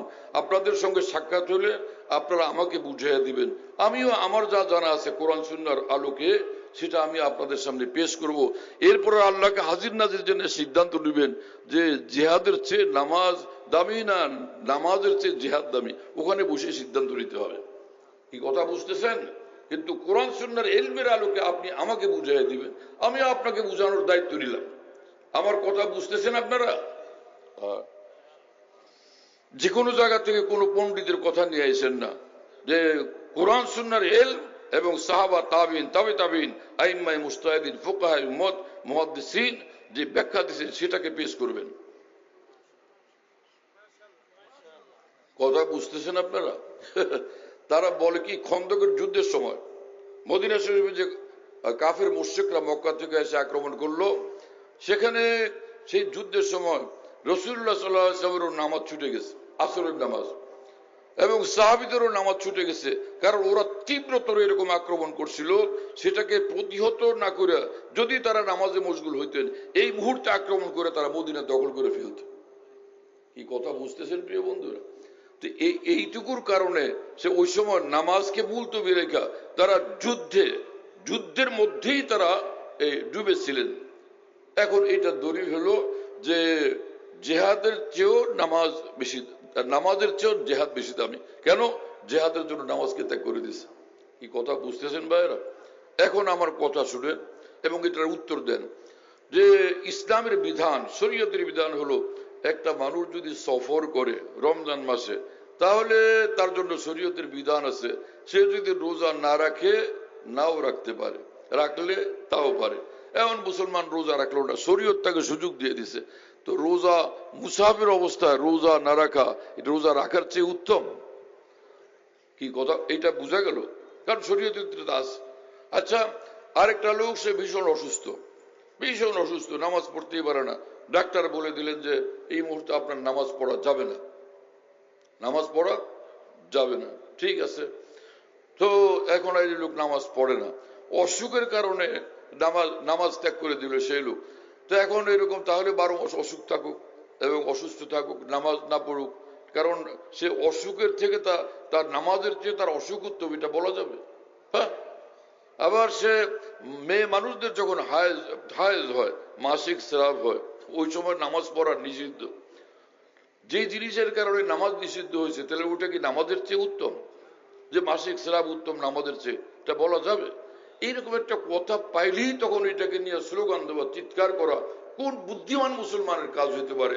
কোন আল্লাহ ভীরু আত্মার কাজ হইতে পারে? আমার কথা বুঝতেছেন আপনারা? আমি শুধু এতটুকু বলবো যে তা না, বিষয়টাকে ক্লিয়ার করার চেষ্টা করব। আমি যে কোনো জায়গায় দিনের কথা বলার চেষ্টা করি, যাতে সর্বদিক থেকে বিষয়টা অত্যন্ত স্পষ্ট হয়, পরিচ্ছন্ন হয়, একদম ক্লিয়ার হয় এবং প্রতিষ্ঠিত হয়, সুপ্রতিষ্ঠিত হয়, সেটার জন্য আমি চেষ্টা করি। আলহামদুলিল্লাহ। আমার কথা বুঝতেছেন আপনারা? প্রথম কথা তো এই, একজন মানুষ বেহুশ হয়ে গেল, এখন কি তার নামাজ আছে? হ্যাঁ, এই মিয়া, তারে উঠায়েন না, তার জায়গায় না, সে বেহুশ না, নামাজ তো ফরজ, তাকে উঠানো লাগবে নাকি? তার নামাজ এই মুহূর্তে তো নাই, তাহলে বেহুশ থাকা উত্তম নামাজের চেয়ে, এমনটা কি বলা যাবে? বরফের জিলানি বেহুশ হয়ে গেছেন, খাজা মহিউদ্দিন চিশতি বেহুশ হয়ে গেছেন, ওনারা এখন আর ওনার নামাজ তো পড়া লাগবে না, তো ওনার বেহুশ থাকা উত্তম নামাজের চেয়ে, এটা কি বলা যাবে? এইটুকু তো হলো। কিন্তু খন্দকের যুদ্ধে সাহাবায়ে কেরাম যে নামাজ পড়তে পারলেন না, এটাকে পড়তে পারলেন না না পড়লেন না?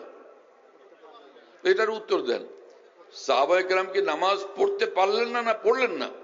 সাহাবীরা যুদ্ধের জন্য নামাজ ছেড়ে দিলেন না, ছাড়তে মানে অপারগতা বশত নামাজ পড়তে পারেন নাই, কোনটা? কি কথা বুঝতেছেন প্রিয় বন্ধুরা?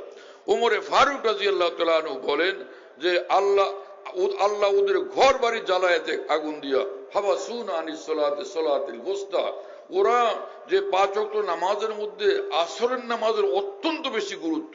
হ্যাঁ, রাসূলুল্লাহ সাল্লাল্লাহু আলাইহি ওয়াসাল্লাম এই কথা বলছেন যে মান তারাকাল আসরা ফাকাদ হাবিতা আমালুহু।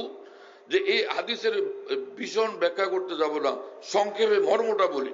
এর অর্থ হলো, যে ব্যক্তি ইচ্ছাকৃতভাবে আসরের নামাজ ত্যাগ করে দিল, সে যেন নিজের জীবনটাকে, নিজের সব আমলকেই যেন একদম ধ্বংস করে দিল। আসরের নামাজ এত বেশি গুরুত্বপূর্ণ, কথা বুঝতেছেন? আরেক হাদিস শরীফ, মান ফাতাতুল আসর ইয়ানি সালাতুল আসর, মান ফাতাতুল আসর ফাকান্নামা ফুতিরা আহলুহু ওয়া মালুহু। যে ব্যক্তি আসরের নামাজ ছুটে যায়, যেন তার ও ধন সম্পদ পরিবার পরিজন সব ধ্বংস হয়ে গেছে। আসরের নামাজ ছুটে যাওয়া মামুলি ব্যাপার হলো। তো সাহাবীদের ছুটছিল সেদিন কোন নামাজ?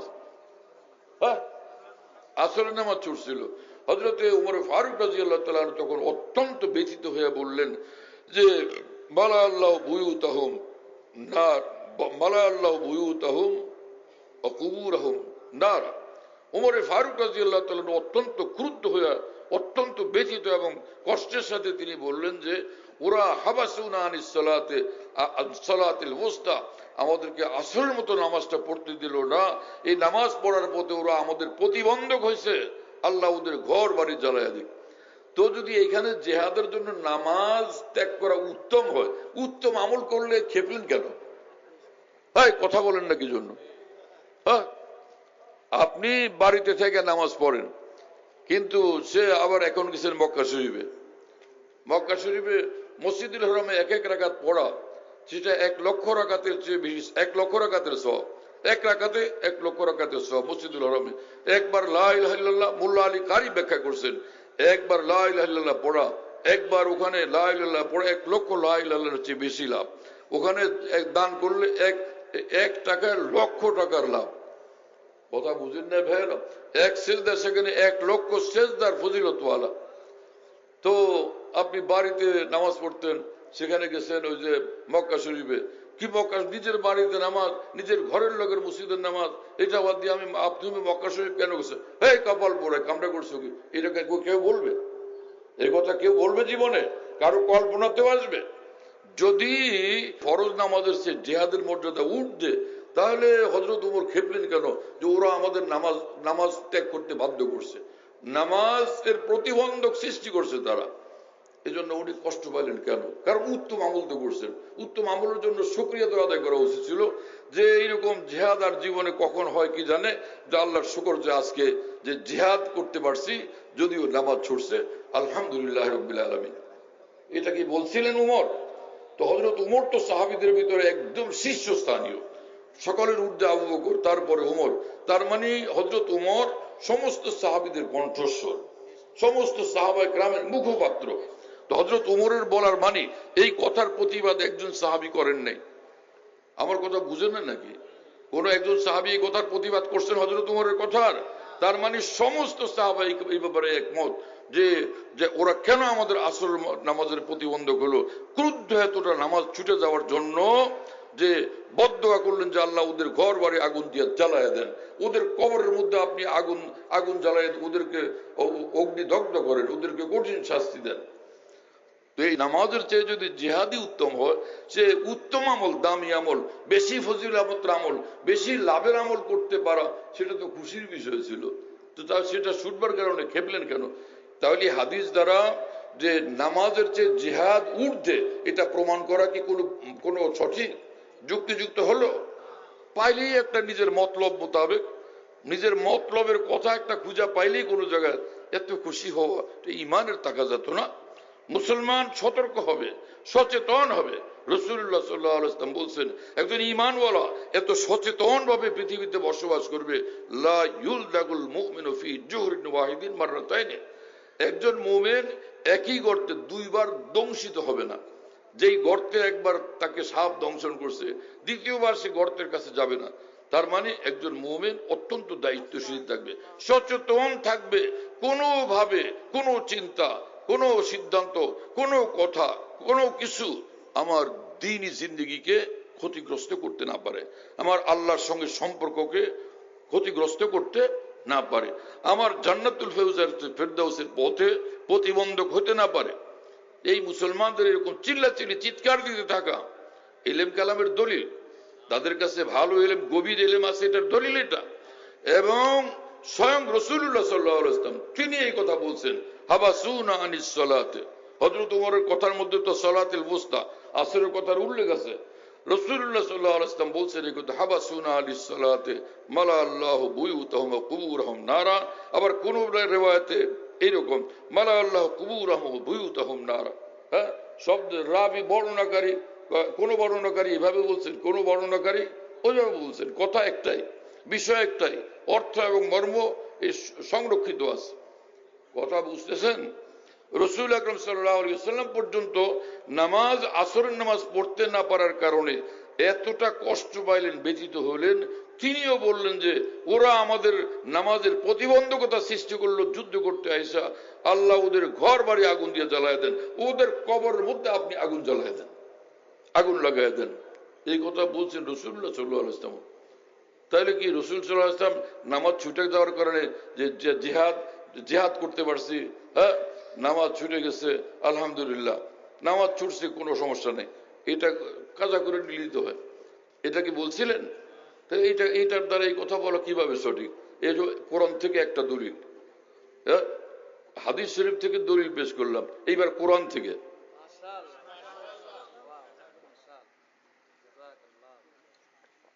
মুসলমানের দলিল তো কোরআন হাদিস না, মৌলিক দলিল কোরআন হাদিস। তারপরে কোরআন হাদিস থেকে, কোরআন হাদিসের ভিত্তির উপরে আরো দুইটা দলিল আছে, সেটা হলো শাখা দলিল, সেটা হলো এজমা এবং কিয়াস। কোরআনের ভিত্তির উপরে এজমা হয়, সেটাও ইসলামের দলিল। কোরআনের কোন সূত্রের ভিত্তির উপরে কিয়াস হয়, সেটাও দলিল। সেদিকে আমি যাইতে চাই না, যে কিয়াস দলিল অনেকে এটা মানতেই চায় না, বিশেষ করে আহলে হাদিসের ভাইয়েরা। হ্যাঁ আহলে হাদিসের ভাইয়েরা যাদেরকে গায়ের মুকাল্লিদ বলে, আহলে হাদিস বলে, তারা তো কিয়াসের কথা শুনলে বেশি নারাজ হন, অনেক বেশি কষ্ট পান, এবং কড়া কড়া কথা তাদের মধ্যে কেউ কেউ বলেন। এটা কতটুকু সঠিক? ইমাম মালিক রহমুল্লাহ কিয়াস করতেন, ইমাম শাফি রহমুল্লাহ কিয়াস করতেন, ইমাম আহমদ ইবনে হাম্বল রহমুল্লাহ কিয়াস করতেন। কি কথা বুঝতেছেন? তো খালি হানাফি মযহাব ওলারাই কিয়াস করছেন এমন তো না, কিয়াস সকলে করছেন, কেউ বেশি কেউ কম। তো কিয়াসকে তো দলিল হিসাবে সকলেই মানেন। তা আপনারা এটা নিয়ে এরকম কথা বললে অনেক বেশি বলা হয়ে যায় না? আর আপনাদের এরকম বড় আলেমকে, সে আলেমদের নাম বলেন। ইবনুল কাইয়িম রাহমাহুল্লাহ কি আপনাদের মুরব্বী, এবং ইবনে তাইমিয়া কি আপনাদের মুরব্বী? দুজন তো পাক্কা হাম্বলি মযহাবের লোক, হাম্বলি মযহাবের বিখ্যাত ইমাম তারা। হ্যাঁ, তো তাদেরকে আপনারা নিজের দলের বললে তো এটা তো বাস্তবতার অনুকূল হলো না, বাস্তবতার মুআফিক হলো না। তাহলে এই মহান আলেমে দ্বীন, আইম্মায়ে দ্বীন, মুহাদ্দিসিন যারা সারা বিশ্বের, তো তাদের মধ্যে কে গায়রে মুকাল্লিদ ছিলেন সেটা আপনারা বলেন। কিন্তু মযহাবের উলামাদেরকে এইভাবে বলেন, এইভাবে এটা আপনাদের জন্য কোনোভাবে ঠিক হচ্ছে না। কেউ তো আপনারা গালাগালিও করতে থাকেন, অকথ্য ভাষায় বলতে থাকেন, আপনারা নিজের ক্ষতি নিজে করতেছেন, নিজের পায়ে নিজে কোরআন মারতেছেন। আপনি এই গালাগালির এই আমলগুলো নিয়ে কালকে আমাদের আল্লাহর সামনে হাজির হয়ে দেখেন কতটা আপনি পুরস্কৃত হন, নাকি কতটা শাস্তির যোগ্য হন। কোরআন শরীফে মহান রব্বুল আলামিন বলেন, আমি হাফেজে কোরআন না হয়ে হয়েছে একটা মহাবিপদ। কি কথা বুঝতেছেন? কিন্তু এখানে অনেক উলামা ইকরাম আছেন, কেউ মুতামিম, কেউ শাইখুল হাদিস, কেউ মুফতি সাহেব, হাফেজের দল তো আছেই অনেক, মাশাআল্লাহ। কি আল্লাহ পাক জাল্লা জালালুহু ওয়া মানওয়ালু পবিত্র কোরআনে বলেন, হে রাসূল, যুদ্ধের ময়দান, জিহাদের ময়দান, কিন্তু আপনার সাহাবীরা সকলে চান আপনার ইমামতিতেই নামাজটা আদায় করবেন। এখন আপনি ইমামতি করলে সব যদি আইসা আপনার পিছনে দাঁড়ায়, শত্রুর মোকাবেলায় কে থাকবে? তাহলে তো ওই সময় ওরা আক্রমণ করে সব শেষ করে দিবে। কি কথা বুঝেন নাই? এই যে খন্দকের যুদ্ধের সময় আসরের নামাজ যদি ওনারা পড়তেন, ইমামতি করে জামাতের সাথে নামাজ পড়ার যে তাকিদ, তাহলে সেখানে হইতোই যে মদিনা কাফের মুশরিকরা দখল করে নিয়ে যেত। ইসলামের যে একটা ঘাঁটি ছিল, কেন্দ্র ছিল, একমাত্র কেন্দ্র, একমাত্র ঘাঁটি, সেই ইসলামের এই ঘাঁটি এবং কেন্দ্র হাতছাড়া হয়ে যেত। তাহলে আর এরপরে গিয়ে উঠতেন কোথায় তারা? কথা বুঝতেছেন প্রিয় বন্ধুরা? এর দ্বারা এটা প্রমাণিত হয় যে ইসলাম প্রচারের, ইসলাম প্রতিষ্ঠার জন্য কোনো একটা এরকম শক্তিশালী ঘাঁটি, কেন্দ্র যদি কারো কাছে, মুসলমানদের কাছে থাকে, যে কোনো ত্যাগের মূল্যে সেটাকে রক্ষা করা জরুরি। অতএব যে সকল মুসলিম রাষ্ট্রগুলো আছে, যে মুসলিম রাষ্ট্রগুলোর মধ্যে ঈমান, আমল, দ্বীনের উপর চলা আমাদের জন্য সহজ, মুসলিম রাষ্ট্র হওয়ার কারণে এই এক একটা মুসলিম রাষ্ট্রের স্বাধীনতা রক্ষা করা, এর চৌহদ্দি এবং সীমানা রক্ষা করা, এর এক এক ইঞ্চি জমিনকে হেফাজত করা সকল মুসলমানের জন্য জরুরি। হ্যাঁ, সর্বোচ্চ জরুরি কাজ। যে কোনো ত্যাগের বিনিময়ে আমাদেরকে আমাদের দেশের হেফাজত করতে হবে। এজন্য দেশ রক্ষার জন্য, দেশের স্বাধীনতা রক্ষার জন্য, দেশের সার্বভৌমত্ব রক্ষার জন্য সবচেয়ে বেশি দায়িত্বশীল মুসলমানরা, যদিও সব নাগরিকেরই দায়িত্ব। এই কথা বুঝতেছেন প্রিয় বন্ধুরা? হ্যাঁ, আয়েশা সিদ্দিকা রাদিয়াল্লাহু তাআলা আনহা বলছিলেন, বুখারী শরীফের হাদিস, যে এক সময় মুসলমানরা মক্কা থেকে হিজরত করে, মক্কা ত্যাগ করে মদিনায় চলে আসতো। কিন্তু আলহামদুলিল্লাহ আজকে ওয়াম্মাল ইয়াউম, কিন্তু আজকের এই দিন ফাল মুমিন ইয়াবুদু রাব্বাহু হাইসু শাআ, আজকে মুসলমানদের এমন সম্মান আল্লাহ তাআলা দান করছেন, এমন স্বাধীনতা দান করছেন তাদেরকে, এমন সার্বভৌমত্ব দান করছেন মুসলমানদেরকে রব্বুল আলামিন, যে মুসলমান যেখানে খুশি আরামসে নির্বিঘ্নে ইবাদত করতে পারতেছে। হ্যাঁ, লা হিজরাত আল ইয়াউম, অতএব এখন আর হিজরতের কোনো দরকার নেই। এটা কে বলছেন? আয়েশা সিদ্দিকা রাদিয়াল্লাহু তাআলা। বুঝা গেল এই যে একটা নিরাপদ রাষ্ট্র পাওয়া গেছে ইসলামের উপর আমল করার জন্য, দ্বীনের উপর চলার জন্য, এটাকে হেফাজত করা সব মুসলমানের কর্তব্য। এটা অত্যন্ত কৃতজ্ঞতার জিনিস। এজন্য দেশের স্বাধীনতা, দেশের সার্বভৌমত্ব, এটা আমাদের জন্য মস্ত বড় নিয়ামত। এটাকে যে কোনো ত্যাগের বিনিময়ে আমাদেরকে ধরে রাখতে হবে। কথা বুঝতেছেন প্রিয় বন্ধুরা? অমুকের পয়সা খায়, অমুকের পয়সা খায়, নানান ধরনের পয়সা খায় দেশের বহু নেতারাও পর্যন্ত দেশকে বিক্রি করতে থাকে। এরা জঘন্য অপরাধী। এদের দুনিয়াতে আল্লাহ এদেরকে লাঞ্ছিত করবেন, আখিরাতে এদের জন্য ভয়ঙ্কর আযাব তো আছেই। অমুক তমুকের থেকে কোটি কোটি পয়সা খায় পরে দেশ বিক্রি করতে শুরু করে। এগুলো ভয়ঙ্কর মানুষ, এগুলো দস্যু, এগুলো ডাকাতের দল। আল্লাহ পাক বললেন যে, হে রাসূল, এখন কি করবেন আপনি? যুদ্ধের ময়দানে, জিহাদের ময়দানে সব সাহাবীরা আপনার ইমামতিতেই নামাজ আদায় করতে চায়। তাহলে একটা কাজ করেন, এই আমার কথা শুনতেছেন ভাইরা, এখানে যদি জিহাদের চেয়ে নামাজের চেয়ে জিহাদ দামি হয়, তো নামাজ কি জিনিস? ও তো রসুলের ইমামতিতে নামাজ পড়তে চাচ্ছেন তারা। শুধু নামাজ তো না, সেটার সঙ্গে যোগ রাসূলুল্লাহ সাল্লাল্লাহু আলাইহি ওয়াসাল্লাম ইমামতিতে নামাজ, সেটার জন্য আল্লাহ তাআলা ব্যবস্থা করতেছেন। তো নামাজ ত্যাগ করতে তো বললেন না, আল্লাহ তো এই কথা বললেন না। ওরা এরকম ঝামেলা করে কেন? তারা এরকম দাবি তুলতেছে কেন? এটা ঠিক হচ্ছে না। ওদেরকে বলেন যে যুদ্ধের জেহাদের ময়দানে নামাজের চেয়ে জেহাদ বড়, অতএব এই সময় তোমরা নিজ নিজ নামাজ নিজেরা পড়ে নাও, না পারলে না পড়ো, কোনো অসুবিধা নেই। কারণ জেহাদের ময়দানে নামাজ ত্যাগ করা ঠিক আছে, জেহাদ নামাজের চেয়ে উত্তম আমল। এটাকে বলছেন আল্লাহ তাআলা কোরআন শরীফে। বরং রব্বুল আলামিন সেক্ষেত্রে বললেন, হে রাসূল, আপনি এক কাজ করেন, আপনি ইমামতিতে নামাজ পড়ান, এক দল আসুক, আরেক দল শত্রুদের মোকাবেলা করুক, আর এক দল আসুক তারা আপনার পিছনে নামাজ 2 রাকাত পড়বেন। তো একদল আসুক, 1 রাকাত পড়ে গেল, 1 রাকাত পড়ে তারা অস্ত্র সহ আসবে, অস্ত্র নিয়ে আবার তারা শত্রুর মোকাবেলা চলে যাবে। আর যারা শত্রুর মোকাবেলা ছিল ওই গ্রুপটা, ওই দলটা এখন আবার আপনার কাছে আসবে। এতক্ষণ আপনি ওই 1 রাকাত পড়ে বসে থাকেন, 1 রাকাত পড়ে আপনি অপেক্ষা করেন। তারা আয়েশা যখন যোগদান করলো, আপনার পিছনে বাকি 1 রাকাত পড়লো। এখন বাকি 1 রাকাত পড়ার পরে ওদের হলো 1 রাকাত। হ্যাঁ, এরপরে বাকি 1 রাকাতের কি হবে? এরা নিজের থেকে আরেক রাকাত যোগ করে সালাম ফিরে চলে যাবে। কথা বুঝতেছেন? আর ওই যে একটা গ্রুপ চলে গেছে খালি 1 রাকাত পড়ে, তো আল্লাহ পাক তাদের জন্যই রেয়াত করলেন যে চলো তোমরা অন্তত 1টা রাকাত তো পাইছো না, তোমরাও তো 1টা রাকাত পাইছো, শুকরিয়া আদায় করো, নবীর পিছনে 1 রাকাত। কথা বুঝতেছেন? তো 1 রাকাত পাইছো। এখন ওই যে এই গ্রুপ আবার যখন নাকি গিয়া শত্রুর মোকাবেলা দাঁড়ায় যাবে, ওই সাথীরা এই ফাঁকে, আগের গ্রুপটা এই ফাঁকে নিজের 1 রাকাত আবার একলা একলা পড়ে নেবে। কথা বুঝতেছেন ভাইরা? এখানে কি কোরআন জিহাদের খাতিরে নামাজ ত্যাগ করতে বললো, নাকি নামাজের যথাযথ সংরক্ষণ করলো, যথাযথ হেফাজত করলো? নামাজকে চূড়ান্ত ভাবে সর্বোচ্চ মর্যাদা দিয়ে নামাজকে হেফাজত করলো। কোনটা করলো কোরআন? আল্লাহ পাক কোনটা করলেন? আমার কথা বুঝতে পারতেছেন না? যে কোনো ভাবেই হোক নামাজ ধরে রাখো, নামাজ বাদ দিও না, এটাতে করলেন রব্বুল আলামিন। আমাদের এই মুসলমান বন্ধুরা কোত্থেকে পাইলেন এই কথা যে জিহাদ উত্তম নামাজের চেয়ে, ফরজ নামাজের চেয়ে? এখন তো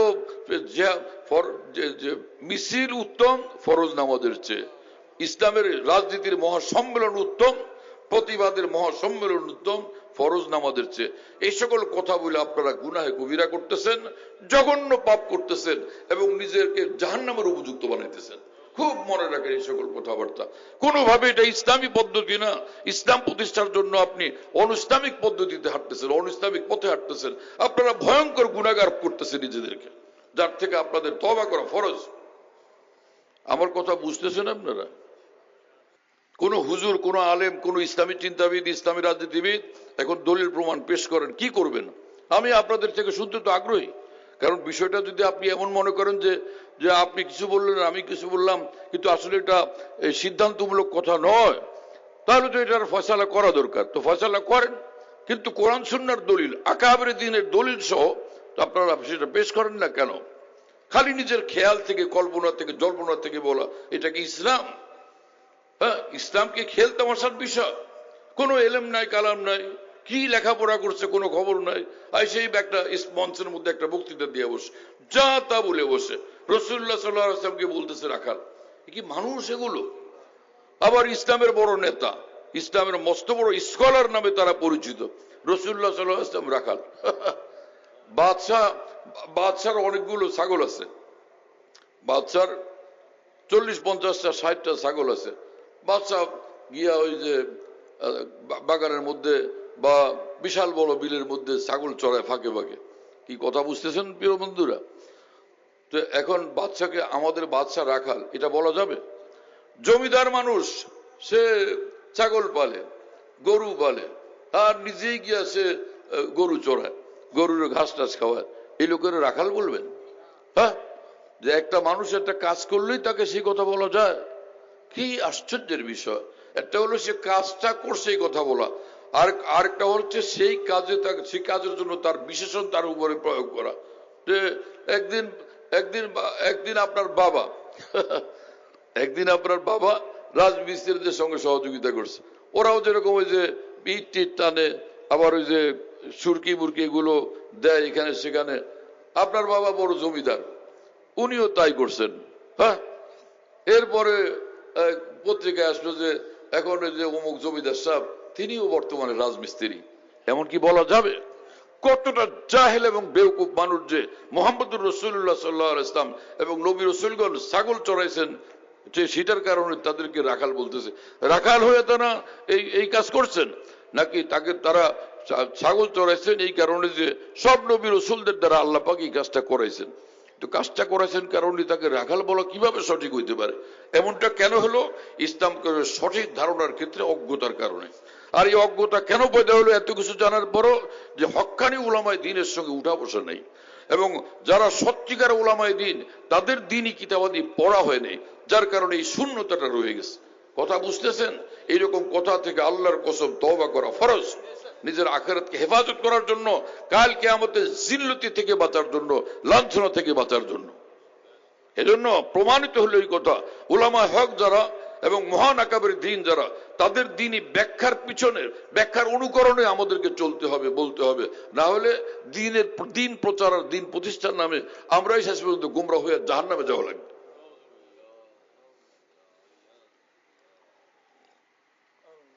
ওই দরবেশ সাহাবীদের কথা বলতেছিলাম। তারা আম্মাজান আয়েশা সিদ্দিকা রাদিয়াল্লাহু আনহার কাছে গিয়ে জিজ্ঞেস করলেন যে, আম্মাজান, রাসূলুল্লাহ সাল্লাল্লাহু আলাইহি ওয়াসাল্লাম ঘরের মধ্যে কি কি আমল করেন, আমাদেরকে একটু বলেন, আমরা অনুসরণ করব। তো তারা হয়তো মনে করছেন এই কথা, বাইরে তো লোকদেরকে তিনি দ্বীন শিখান, ইয়াতলু আলাইহিম আয়াতিহি ওয়া ইউআল্লিমুল কিতাবা ওয়াল হিকমাতা ওয়া ইউযাক্কিহিম।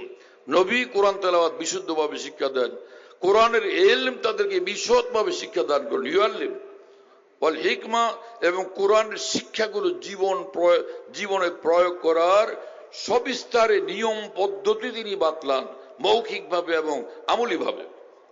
মৌখিক ব্যাখ্যার মাধ্যমে এবং আমলের মাধ্যমে, সেটার নাম হলো হিকমা, এবং সেটার আরেক অর্থ হলো সুন্নাহ। এখানে হিকমা বা সুন্নাহ মানে রাসূলুল্লাহ সাল্লাল্লাহু আলাইহি ওয়াসাল্লামের সমগ্র জীবন। কথা বুঝতেছেন প্রিয় বন্ধুরা?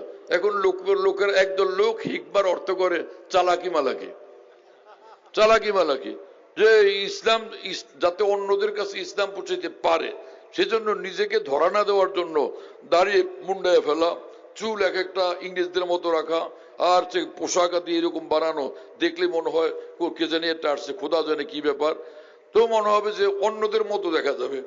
এই যে একটা এই চালাকি, এটার নাম হলো হিকমা। ইন্না লিল্লাহ। আপনি কোরআনের হেকমার যে অর্থখানা করছেন আপনি, এই ভয়ঙ্কর বিকৃতির জন্য ভয়ঙ্কর কবিরা গুনাহে আক্রান্ত হইয়া কাল কিয়ামতের শাস্তির যোগ্য আপনি। যদি এটা আপনি এখনো তওবা না করেন, অপেক্ষা করেন কাল কিয়ামতে এই হেকমার এই অর্থ করার কারণে কাল কিয়ামতে আপনি পুরস্কার পান না, ভয়ঙ্কর আযাবের শিকার হন। অপেক্ষা করেন তো কাল কিয়ামতে দেখতে পাবেন। কোরআনে কারিমের ব্যাখ্যা করেন, খেল তামাশা মনে করছেন সেটাকে? কে শিক্ষা দিছে আপনাদেরকে এই সীমা লঙ্ঘন ভাবে কোরআনে পাকের ব্যাখ্যা করা? তওবা করেন প্রিয় বন্ধুরা, তওবা করেন যদি জাহান্নামের আগুন থেকে নিজেকে রক্ষা করতে চান। হ্যাঁ, এবং নবী তাদেরকে পবিত্র জীবন শিক্ষা দেন। ইউজাক্কিহিম, যেখানে একটা কোনো ভুল ত্রুটি হয়ে যায়, যেহেতু সাহাবীরা নবী না, নবী নিষ্পাপ, সাহাবীরা কেউ নিষ্পাপ না, এজন্য মানে যে কোনো মুহূর্তে তাদের থেকে ছোট বড় যে কোনো ভুল চুক হইতেই পারে। কিন্তু যেহেতু তারা আল্লাহর প্রিয় বান্দা এবং আল্লাহ পাক পবিত্র কোরআনে নবীর সাহাবীদের সকলের জন্য জান্নাতের ঘোষণা দিয়ে দিয়েছেন, এই জন্য সে যে কোনো সাহাবীর ভুল ত্রুটি হলে আল্লাহ পাক তাদেরকে তওবা করায়, সে আমলের সংশোধন করে তাদেরকে আল্লাহ নিজ দায়িত্বেই ফের সংশোধন করে ফের তাদেরকে জান্নাতের যোগ্য বানায় নেবেন।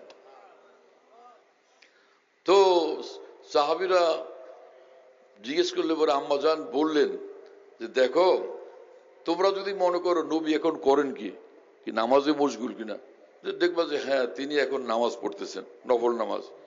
আবার যদি তোমরা চাও তিনি ঘুমান নাকি, তো তোমরা দেখবা যে নবী এখন ঘুমাচ্ছেন। তোমরা যদি মনে করো নবী এখন কি করতেছেন, হ্যাঁ তিনি স্ত্রীদের সঙ্গ দেন কিনা, হ্যাঁ নবী এখন স্ত্রীদের সঙ্গে কথাবার্তা বলতেছেন, তাদেরকে সময় দিতেছেন, তাদেরকে সঙ্গ দিতেছেন। আবার তোমরা যদি চাও যে তিনি এখন কি নফল রোজাওয়ালা নাকি রোজা ছাড়া, তো দেখবা যে হ্যাঁ তিনি এখন নফল রোজা রাখছেন। আবার যদি চাও যে তিনি নফল রোজা, তাহলে কি নফল রোজা রোজ রাখেন। আবার দেখবা যে না, এইরকম রোজা লাগাতার তিনি রাখেন না, কখনো রাখেন কখনো রাখেন না। কি কথা বুঝতেছেন? আল্লাহু আকবার।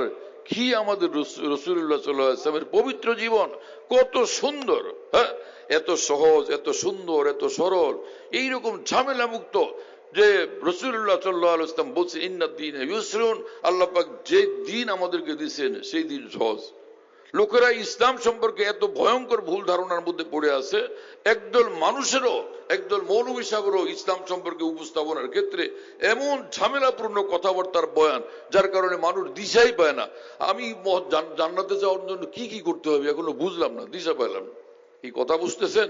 যে কাজগুলো করতে হবে জান্নাতে যাওয়ার জন্য, সেটা হলো ফরজ আমল করতে হবে, ওয়াজিব আমল করতে হবে, গুনাহগুলো ত্যাগ করতে হবে, হালাল খাওয়া লাগবে, হারাম খাওয়া যাবে না, আর বিধর্মীদের কোনো আচার আচরণ কালচারের অনুকরণ করা যাবে না। তাসাব্বু যাকে বলে, কি কথা বুঝতেছেন? আমি মুসলিম, আমার জীবনধারা, আমার কালচার, আমার ঐতিহ্য, আমার আদর্শ মুহাম্মদুর রাসূলুল্লাহ সাল্লাল্লাহু আলাইহি ওয়াসাল্লাম তার সাহাবীদের অনুসরণ হইতে হবে। কথা বুঝেন নাই? তো এটা হলো বিজাতীয় অনুকরণ, বিধর্মীদের অনুকরণ, এটা করা যাবে না, এর থেকে অবশ্যই বিরত থাকতে হবে। এই ক্ষেত্রে আমরা কতটুকু কামিয়াব? কথা বুঝতেছেন প্রিয় বন্ধুরা? তাহলে জিনিসটা অনেক ভারী হলো না সহজ হলো? আমরা কয়েকটা কাজ করব, ফরজ ওয়াজিব আমলগুলো করলাম, আর গুনাহ থেকে বাঁচলাম, হালাল খাইলাম, আলহামদুলিল্লাহ জান্নাতুল ফেরদাউস আল্লাহ পাক দিয়ে দিবেন। জীবনে যদি একটাও সে নফল আমল না করে। বুখারী শরীফের এক হাদিস এই সম্পর্কে, বুখারী শরীফের এক হাদিস শুনতেছেন আপনারা? পরে কোন হুজুর যদি ধরে যে আবার যে ভাই কারে নিয়ে আসছেন আপনারা, এ তো তামাম সব এত শর্টকাট করে দিয়ে গেল, কিরম কামটা করলো, এইরকম কোন মৌলভী সাহেব বললে আমার সঙ্গে সাক্ষাৎ করাবেন, আমি দায়িত্ব নিলাম তার জবাব দেওয়ার জন্য ইনশাআল্লাহ। কারণ ও কোরআন হাদিসের বাইরে মৌলভী যাবে কোন দিকে? হ্যাঁ, অনেক মানুষ আমার সঙ্গে থাকতে হবে না। মৌলভী সাহেবকে আমি বলবো কোরআন হাদিস থেকে প্রমাণ করে দেখা, কোন মৌলভী পারবে না প্রমাণ করে দেখাইতে ইনশাআল্লাহ।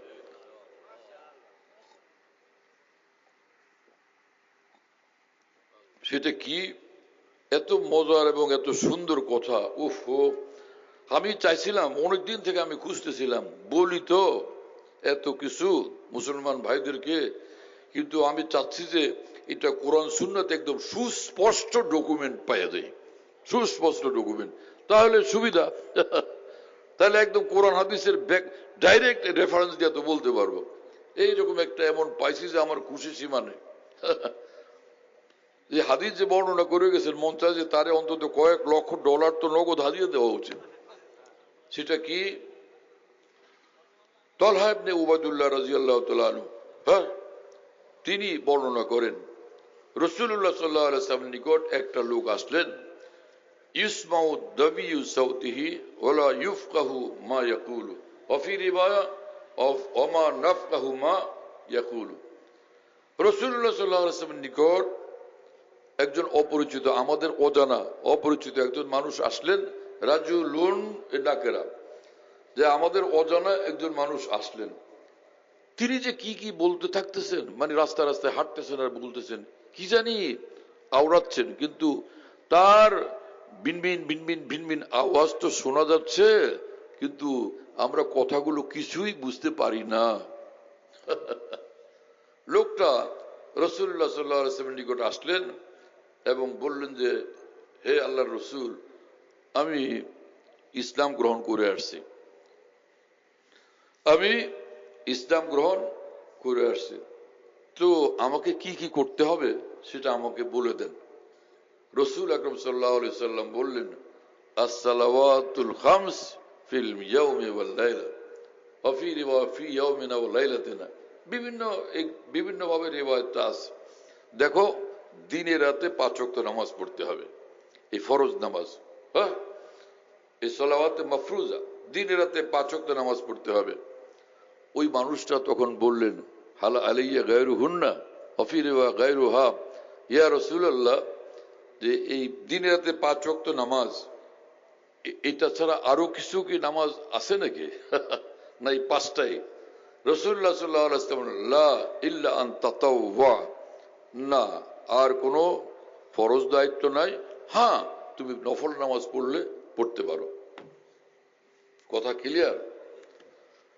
এবং রাসূল পাক সাল্লাল্লাহু আলাইহি ওয়াসাল্লাম বললেন, ওয়াসিয়ামু শাহরি রমজান, বছরের মধ্যে রমজান মাস যখন আসবে, রমজান মাসের রোজা তুমি রাখবে, এটা ফরজ নামাজ, ফরজ রোজা।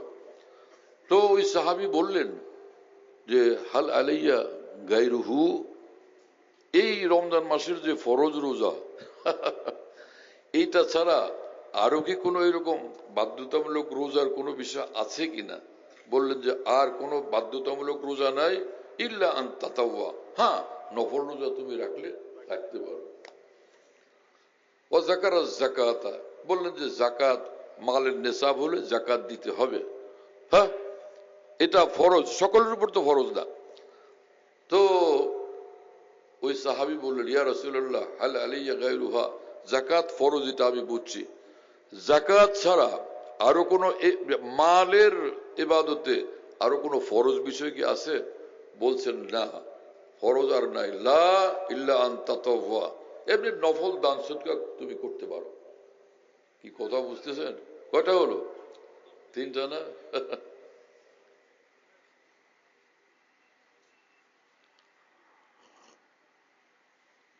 হজ তো জীবনে একবার ফরজ হয়, সেটার কথা এখানে উল্লেখ নাই। তো এই সাহাবী তখন বললেন যে, ইয়া রাসূলুল্লাহ, والذي أكرمك لا تطوع شيئا ولا أنقص مما فرض الله علي شيئا. فقال رسول الله صلى الله عليه وسلم أفلح إن صدق أو قال دخل الجنة إن صدق. এই হাদিস পায়া আমি যে কি যে খুশি হলাম। কেন? নফল আমল করতে হবে না, করবো না সেজন্য না, যে মুসলমানদের জন্য জান্নাতে যাওয়ার এত সহজ রাস্তা রাসূলুল্লাহ সাল্লাল্লাহু আলাইহি ওয়াসাল্লাম বাতলায় দিয়েছেন। শুনতেছেন আপনারা? খেয়াল করে, লা তাতাওয়াউ শাইআন, আমি কোন ধরনের নফল আমল করব না, ولا أنقص مما فرض الله علي شيئا. এবং ফরজ আমল যা বাতলায় দিয়েছেন, ফরজ গুলো আমি এটার উপর মধ্যে কোনো বেশকম করব না, যেভাবে আপনি বলে দিয়েছেন একদম হুবহু সেভাবে করব। কি কথা বুঝতেছেন প্রিয় বন্ধুরা? মুহাদ্দিসিন এই হাদিসের যে শিরোনাম কায়েম করেছেন সেটা হলো বাবুর রাজুল লা ইয়াতাতাওয়া শাইআন, যে ফরজ ছাড়া এই লোক নফল আমল করবে না, সেই কথার আলোচনায় হাদিস শরীফে। তো এই তো কথা হলো না, খেয়াল করে শুনেন আপনারা। এই সাহাবী কি বললেন? আমি নফল কিছু করব না, আমি ফরজ আমলগুলো যা করতে বলছেন সেটা ঠিক মতো করব, এর মধ্যে কোনো বেশকম করব না। এরপরের ঘটনা শুনেন। এই লোক ফাতবারার রাজুল, লোকটা পরে চলে গেছে। এই কথা বলে রাসূলুল্লাহ সাল্লাল্লাহু আলাইহি ওয়াসাল্লাম তখন উপস্থিত সাহাবীদেরকে বললেন যে হ্যাঁ, আফলাহার রাজুল ইন সাদাকা। আবার এক বর্ণনায় আছে দাখালাল জান্নাতা ইন সাদাকা। রাসূলুল্লাহ সাল্লাল্লাহু আলাইহি ওয়াসাল্লাম বললেন, এই লোক যে ফরজ ছাড়বে না, ফরজের উপর অটল থাকবে বলে গেল, তো এই লোক একদম কামিয়াব, নিশ্চয়ই সে জান্নাতে প্রবেশ করবে, জান্নাতের অধিকারী হবে, যদি এই কথার উপরে সে অটল থাকে। কি কথা বুঝতেছেন প্রিয় বন্ধুরা? এই হাদিস থেকে কি প্রমাণিত হলো? একটা মানুষ যদি ফরজ ওয়াজিব গুলো, বাধ্যতামূলক যে ইবাদত গুলো আছে সেটাকে পালন করে, এইটুকুর দ্বারাই নিঃসন্দেহে সে জান্নাতি হবে, নিঃসন্দেহে সে ওলি আল্লাহ হবে। কথা বুঝতেছেন? হাজার মুরাকা, হাজার জিকিরের দ্বারা কেউ ওলি আল্লাহ হবে না। ওলি মানে কামিল মুসলমান। কাল কিয়ামতে যার কোনো শাস্তি হবে না, বিনা শাস্তিতে সে জান্নাতে প্রবেশ করবে। যাকে আল্লাহ পাক দুখুলে আবওয়ালি দান করবেন, প্রথমেই তাকে আল্লাহ পাক জান্নাতের মধ্যে প্রবেশ করবেন, দাখিল করবেন, জাহান্নামে তার যাওয়া লাগবে না। কি মাওলানা আব্দুল হামিদ এটা পরিষ্কার হলো কিনা? ওলামায়ে কেরাম যারা আছেন, আপনাদের কোনো কথা থাকলে বলেন। ওলামা কি কথা বলবে যে আল্লাহ রসুলের হাদিসের সামনে, তাও সে বুখারী শরীফের হাদিস। হ্যাঁ, এরপর আর কারো কোনো কথা বলার সুযোগ আছে? কথা বুঝতেছেন প্রিয় বন্ধুরা? কোরআন শরীফে মহান রব্বুল আলামিন বলছেন, ওমা খলাকতুল জিন্না ওয়াল ইনসা ইল্লা লিয়াবুদুন। আল্লাহ পাক বলেন, জিনদেরকে এবং ইনসানদেরকে, মানুষদেরকে আমি সৃষ্টি করছি এজন্য যে ওরা আমার ইবাদত বন্দেগী করবে। তো ফেরেশতারা ইবাদত বন্দেগী করেন। আসমানের সব ফেরেশতা, পৃথিবী জুড়ে যত ফেরেশতা, সব ইবাদত বন্দেগীতে দিনরাত সর্বক্ষণ মশগুল। ইবাদতের বাইরে কেউ নেই, সব আল্লাহর ইবাদতে মশগুল আছেন। কথা বুঝতেছেন ভাইরা? তারপরে আল্লাহ পাক মানুষদেরকে বানাইছেন কেন? যে তুমি মানুষ, ফেরেশতা গুনাহ করতে পারেই না, সেই ক্ষমতা নাই, ক্ষমতা লেস, তারা পাওয়ারলেস। তুমি ইবাদত করলেও করতে পারো, গুনাহ করলেও করতে পারো, ইবাদতও করতে পারো, নাও করতে পারো, গুনাহ থেকে বাঁচতেও পারো, গুনাহ করতেও পারো। দুইটা ক্ষমতা তোমাকে একসঙ্গে দেওয়া আছে এই উদ্দেশ্যে যে তুমি যদি তোমার এই হারামের সুযোগ, পাপের সুযোগ, নফসের অবৈধ চিন্তা ভাবনা পূরণ করার সুযোগ, এটাকে আল্লাহর জন্য পরিহার করে দিয়া তুমি যদি আমার এই ফরজ ইবাদতটুকু অন্তত করো, ওয়াজিব ইবাদতটুকু অন্তত করো, তাহলে তুমি ফেরেশতার চেয়ে ঊর্ধ্বের মর্তবাওয়ালা। কথা বুঝতেছেন প্রিয় বন্ধুরা? তাফসীরে মাযহারিতে লিখছেন বিখ্যাত মুহাদ্দিস, ফকিহ, মুফাসসির কাজী সানাউল্লাহ পানিপতি রহমতুল্লাহ আলাইহি, যে সাধারণ মুসলমান যারা ফরজ ওয়াজিব ঠিক মতো আদায় করেন, গুনাহমুক্ত জিন্দেগিওয়ালা, এ হলো সাধারণ মুসলমানের অর্থ।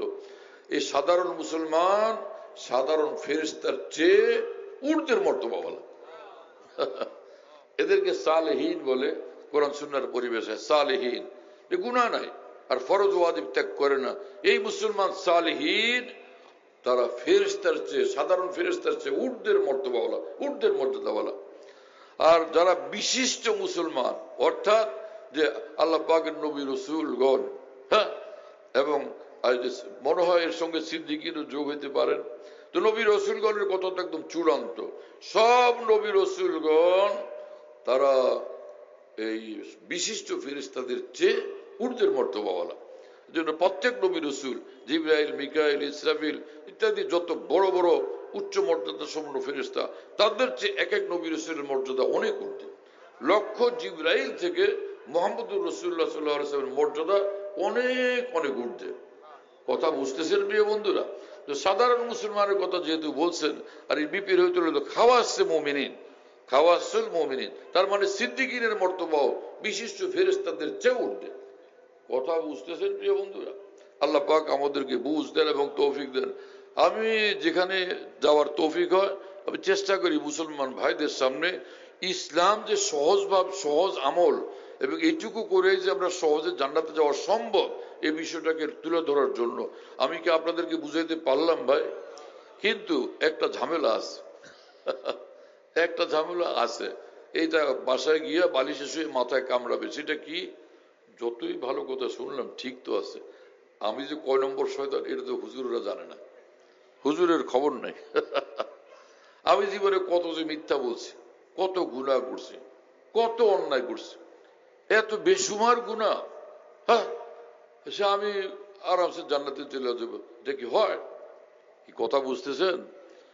শোনেন, ঈমানওয়ালা এই যে পৃথিবীর একদম শুরুতে যদি জন্ম হইতো আদম আলাইহিস সালামের জমানায়, আর সেই থেকে নিয়ে একদম কিয়ামতের আগ পর্যন্ত, যখন পশ্চিম দিকে সূর্য পূর্ব উদয় হওয়ার জায়গায় পশ্চিমে যখন সূর্য উদয় হবে, সেই কিয়ামতের সেই পূর্ব নিকটবর্তী সময় পর্যন্ত এত বছর যদি একজন মুমিন, একজন মুসলমান গুনাহ করে, আর মৃত্যুর 1 ঘন্টা আগে সে আল্লাহর কাছে মাফ চায় এবং তওবা করে, তওবা কবুল, সেই বান্দা সোজা জান্নাতে চলে যাবে, কোনো ধরনের শাস্তি হবে না। আমার কথা শুনতেছেন আপনারা? হ্যাঁ, এগুলো আমি কোনো খেয়াল আর জজবা থেকে বলি না। রাসূলুল্লাহ সাল্লাল্লাহু আলাইহি ওয়াসাল্লাম বলেন, আল্লাহ পাক নিজে হাদিসে কুদসিতে বলেন, ইয়া ইবনে আদম, হে আদমের সন্তান, লাউ বালাগাত যুনুবুকা আনানাস সামায় সুম্মা ইস্তাগফারতানি গফারতু লাকা ওয়ালা উবালি।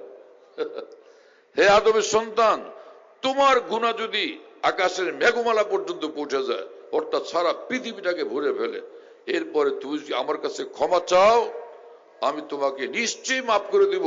আমি কারো পরোয়া করি না, কারো ধার ধারি না। ক্ষমা করে দিব বললে হইতো না? গফারতু লাকা, আমি তোমাকে ক্ষমা করে দিব। কিন্তু আল্লাহ পাক এর সঙ্গে কথা বাড়ায় বলছেন, বর্ণিত করছেন, গফারতু লাকা ওয়ালা উবালি, আমি অবশ্যই তোমাকে ক্ষমা করে দিব। আমি কারো পরোয়া করি না, কারো ধার ধারি না, কাউকে আমার জিজ্ঞেস করতে হয় না। এতটা স্ট্রং ভাষায় রব্বুল আলামিন ক্ষমার কথা ঘোষণা করছেন। তাহলে আমাদের কর্তব্য হলো আমাদের যা গুনাহ হয়ে গেছে এখন আর না করার দৃঢ় সিদ্ধান্ত নেওয়া, অতীতের জন্য অনুতপ্ত হওয়া এবং গুনার অধ্যায় থেকে বের হয়ে আসা, এখন থেকে পাকা সিদ্ধান্ত নেওয়া, আমি তো আর গুনাহ করব না ইনশাআল্লাহ। কিন্তু আরেকটা সমস্যা আছে, সেটা হলো হাজার চেষ্টার বড় দেখা গেল আহা আবার হয়ে গেছে গুনাহ, আবার হয়ে গেছে। তো আল্লাহ পাক কোরআন শরীফে বলছেন, ইন্নাল্লাহা ইউহিব্বুত তাওয়াবিন, যার তায়েব মানে যে তওবাকারী, তাওয়াব মানে যে বারবার তওবাকারী।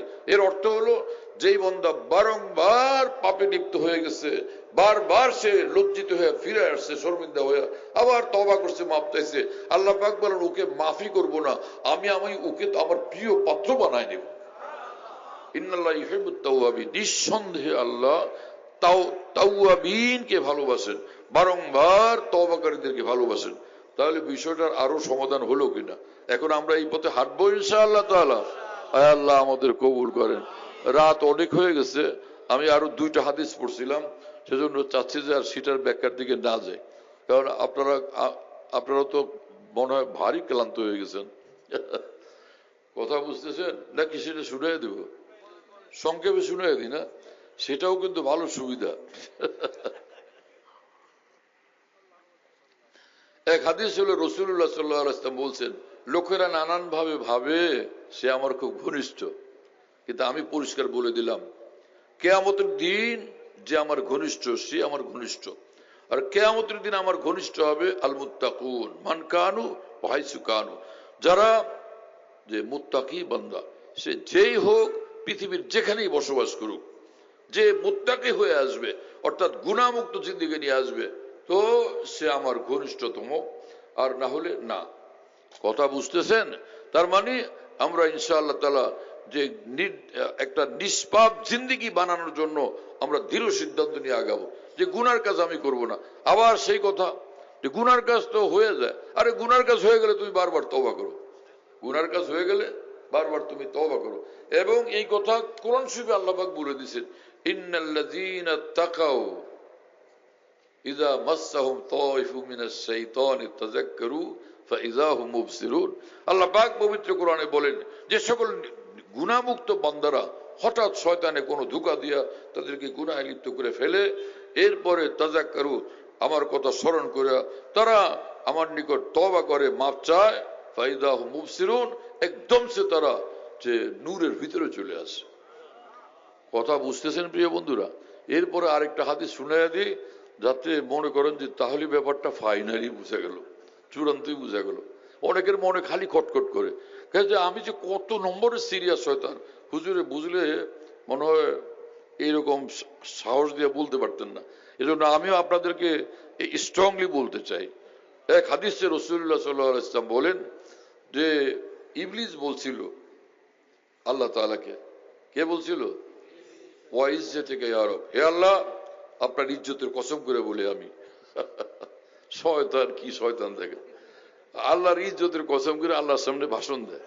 ওয়াইজ্জাতিকা ইয়া রব, হে আল্লাহ আপনার ইজ্জতের কসম করে বলি যে লা ওয়াইজ্জাতিকা ইয়া রব্বি লা উগফি ইবাদাকা মা দামাত আরওয়াহুহুম ফি আরসাদিহিম, আপনার বান্দাগুলোকে আমি নষ্ট ভ্রষ্ট জাহান্নামের যোগ্য করার জন্য নিশ্চয়ই চেষ্টা করতে থাকবো যতক্ষণ ওর দেহটার মধ্যে প্রাণ থাকবে। ওরে বাপরে, মহাবিপদের কথা না? তার মানে ইবলিস এমন ভাবে প্ল্যান প্রোগ্রাম বানাইতে থাকবে যাতে আমাদেরকে পাপিষ্ঠ, নষ্ট, ভ্রষ্ট করে জাহান্নামের যোগ্য বানাইতে পারে। ইবলিসের আমরা দেখি না, ওর বাহিনীকেও দেখি না। ও যদি এইরকম ভাবে ঝামেলা করে তা আমরা বাঁচবো কেমনে? কি কথা বুঝেন নাই? তার মানে কোনো না কোনো একটা ঝামেলা, একটা গুনাহ করায় ফেলবে, তা আমরা আবার অসহায় হয়ে যাই না? শোনেন রব্বুল আলামিন উত্তরে কি বললেন, ইবলিস তুইও শোন আমি কি বলি।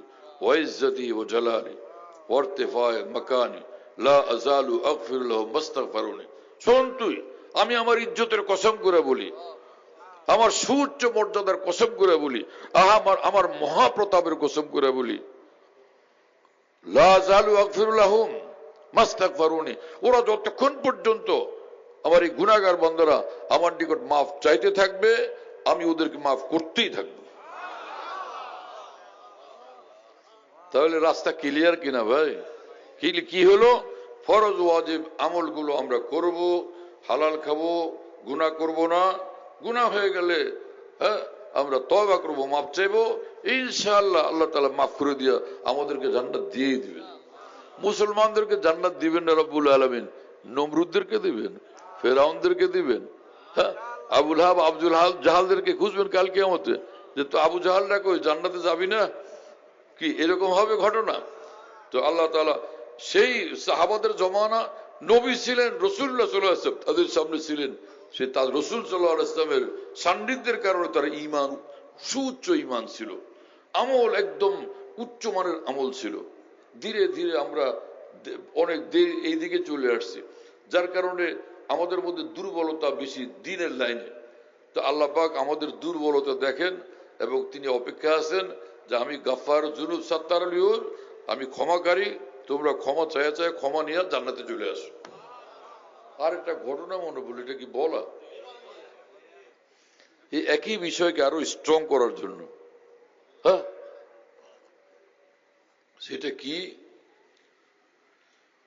ওহো, এক ইমাম তিরমিজি, হাদিসের বিখ্যাত ইমাম, আরেকজন হাকিম তিরমিজি, অনেক বড় বুজুর্গ আলেমে দ্বীন এবং বহুত বড় বুজুর্গ ওলি আল্লাহ। তো ছোটবেলা থেকে জীবনে কোনোদিন গুনাহ করেন নাই, কোনো গুনাহ করেন নাই, কিন্তু যৌবনকালে রাস্তা দিয়ে যাইতে সময় একটা সুন্দরী নারীর উপর, যুবতী নারীর উপর নজর পড়ে গেছে, তাড়াতাড়ি নজর সরায় নিয়েছেন। গুনাহ হয়েছে? কোনো গুনাহ হয়নি। বুড়া হয়ে গেছেন, বৃদ্ধ বয়সে, হঠাৎ এখন সেই একবার মাত্র নজর পড়া যুবতী নারী, তার কথা বারবার মনে পড়ে, বারবার মনে পড়ে। ওহো, ইচ্ছাকৃত মনে করলে গুনাহ, অনিচ্ছাকৃত 1 কোটি বার মনে পড়লো, সেদিকে খেয়াল না করলে কোনো গুনাহ হবে না। কথা বুঝতেছেন প্রিয় বন্ধুরা? বারবার অনিচ্ছাকৃত মনে পড়াকে ওয়াসওয়াসা বলে। রাসূলুল্লাহ সাল্লাল্লাহু আলাইহি ওয়াসাল্লাম বলেছেন, ইন্নাল্লাহ তাজাওয়াজ আন উম্মতিহি, হ্যাঁ না, ওয়াসাবিসাহা আন ওয়াসাবিস উম্মতি আও কামা ক্বাল সাল্লাল্লাহু আলাইহি ওয়াসাল্লাম। রাসূলুল্লাহ সাল্লাল্লাহু আলাইহি ওয়াসাল্লাম বলছেন, আমার উম্মতের ওয়াসওয়াসা আল্লাহ মাফ করে দিয়েছেন। এটা কারো জিজ্ঞাসাবাদ হবে না। কথা বুঝতেছেন প্রিয় বন্ধুরা? হ্যাঁ, তো তারপরও একটা ভালো কথা খেয়াল আসলে ভালো লাগে না? আল্লাহর কথা মনে হলো, কাবা শরীফ মনে হলো, মদিনা শরীফ মনে হলো, রিয়াজুল জান্নাহ মনে হলো। কিন্তু আমি সারা জীবন করলাম নেক আমল, আর এখন এই সেম রিটার কথাই বারবার মনে পড়ে আমার। একটা পেরেশানি লাগে না অনিচ্ছাকৃত? এইটা কি জিনিস? এই বালা আমার উপর কেন আসলো? আমার কোনো পাপেরই জের কিনা? আবার স্বপ্নে, রাত্রিবেলা স্বপ্নে দেখলেন রাসূলুল্লাহ সাল্লাল্লাহু আলাইহি ওয়াসাল্লামকে। হ্যাঁ, রাসূলুল্লাহ সাল্লাল্লাহু আলাইহি ওয়াসাল্লাম বলছেন, এক মুমিন যে স্বপ্ন, ভালো স্বপ্ন দেখে, এটা ফেরেশতার পক্ষ থেকে হয় এবং এটা নবুয়তের 46 ভাগের 1 ভাগ ভালো স্বপ্ন। তো রাসূলুল্লাহ সাল্লাল্লাহু আলাইহি ওয়াসাল্লামকে দেখা এটা ভালো স্বপ্ন না খারাপ স্বপ্ন? সবচেয়ে ভালো স্বপ্ন।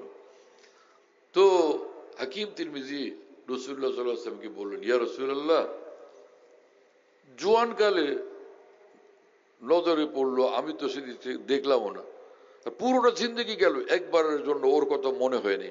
আজকে আমি বুড়া মানুষ, বৃদ্ধকালে কবরের কাছাকাছি যখন চলে গেছি, এখন ওর কথা অনিচ্ছাকৃত ভাবে বারবার মনে উকি ঝুঁকি দেয়, আমার তো খুব কষ্ট। এটা কেন হচ্ছে? রাসূলুল্লাহ সাল্লাল্লাহু আলাইহি ওয়াসাল্লাম বললেন, কথাটা বুঝো। বুঝে নাও, তোমার জোয়ান কাল সেটা হলো আমার জমানার নিকটবর্তী। কি কথা বুঝেন নাই?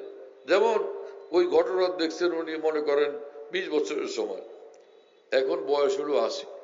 যখন 20 বছর বয়স, তখন রাসূল সাল্লাল্লাহু আলাইহি ওয়াসাল্লামের জমানার নিকটবর্তী না? আর এখন 80 বছর বয়স, এখন এই জমানাটা রাসূল সাল্লাল্লাহু আলাইহি ওয়াসাল্লামের জমানা থেকে আরো দূরবর্তী না?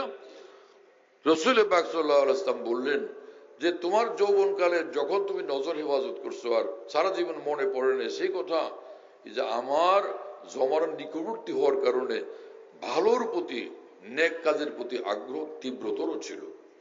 সেই কারণে এই কোনো ঝামেলা তোমার হয়নি। আর তোমার এখন বয়স বৃদ্ধকাল, আমার জমানা থেকে এখন অনেক দূরবর্তী সময়। এই জন্য আমার জমানার যে নূরানিয়ত এবং বরকত, সেটা থেকেও মানুষ এখন অনেক একটা দূরত্ব তৈরি হয়ে গেছে। সেই জন্য অনিচ্ছাকৃত ভাবে বিষয়টা এই মনের মধ্যে উকিঝুঁকি দেয়। এর জন্য কোনো টেনশন করতে হবে না, এটার জন্য আল্লাহ পাক কোনো জিজ্ঞাসাবাদও করবেন না। কি কথা বুঝতেছেন? তাহলে আমরা 1500 বছর পরে রাসূল সাল্লাল্লাহু আলাইহি ওয়াসাল্লাম থেকে 1500 পরে যখন আসছি, তা আমাদের মনের মধ্যে খামোখা এটা সেটা নানান গুনার কথা উদয় হইতে পারে, উকি ঝুঁকি মারতে পারে, কিন্তু সেটার উপরে, সেটার জন্য আমরা কোনো পরোয়া করব না, সেটার ধার ধারবো না, সেই পথে আমরা যাব না, সেই গুনার কাজটা করব না। এতটুকু করলে আলহামদুলিল্লাহ যথেষ্ট। ওয়া আখিরু দাওয়ানা আলহামদুলিল্লাহি রাব্বিল আলামিন। সাল্লাল্লাহু আলা নবিয়িল কারীম।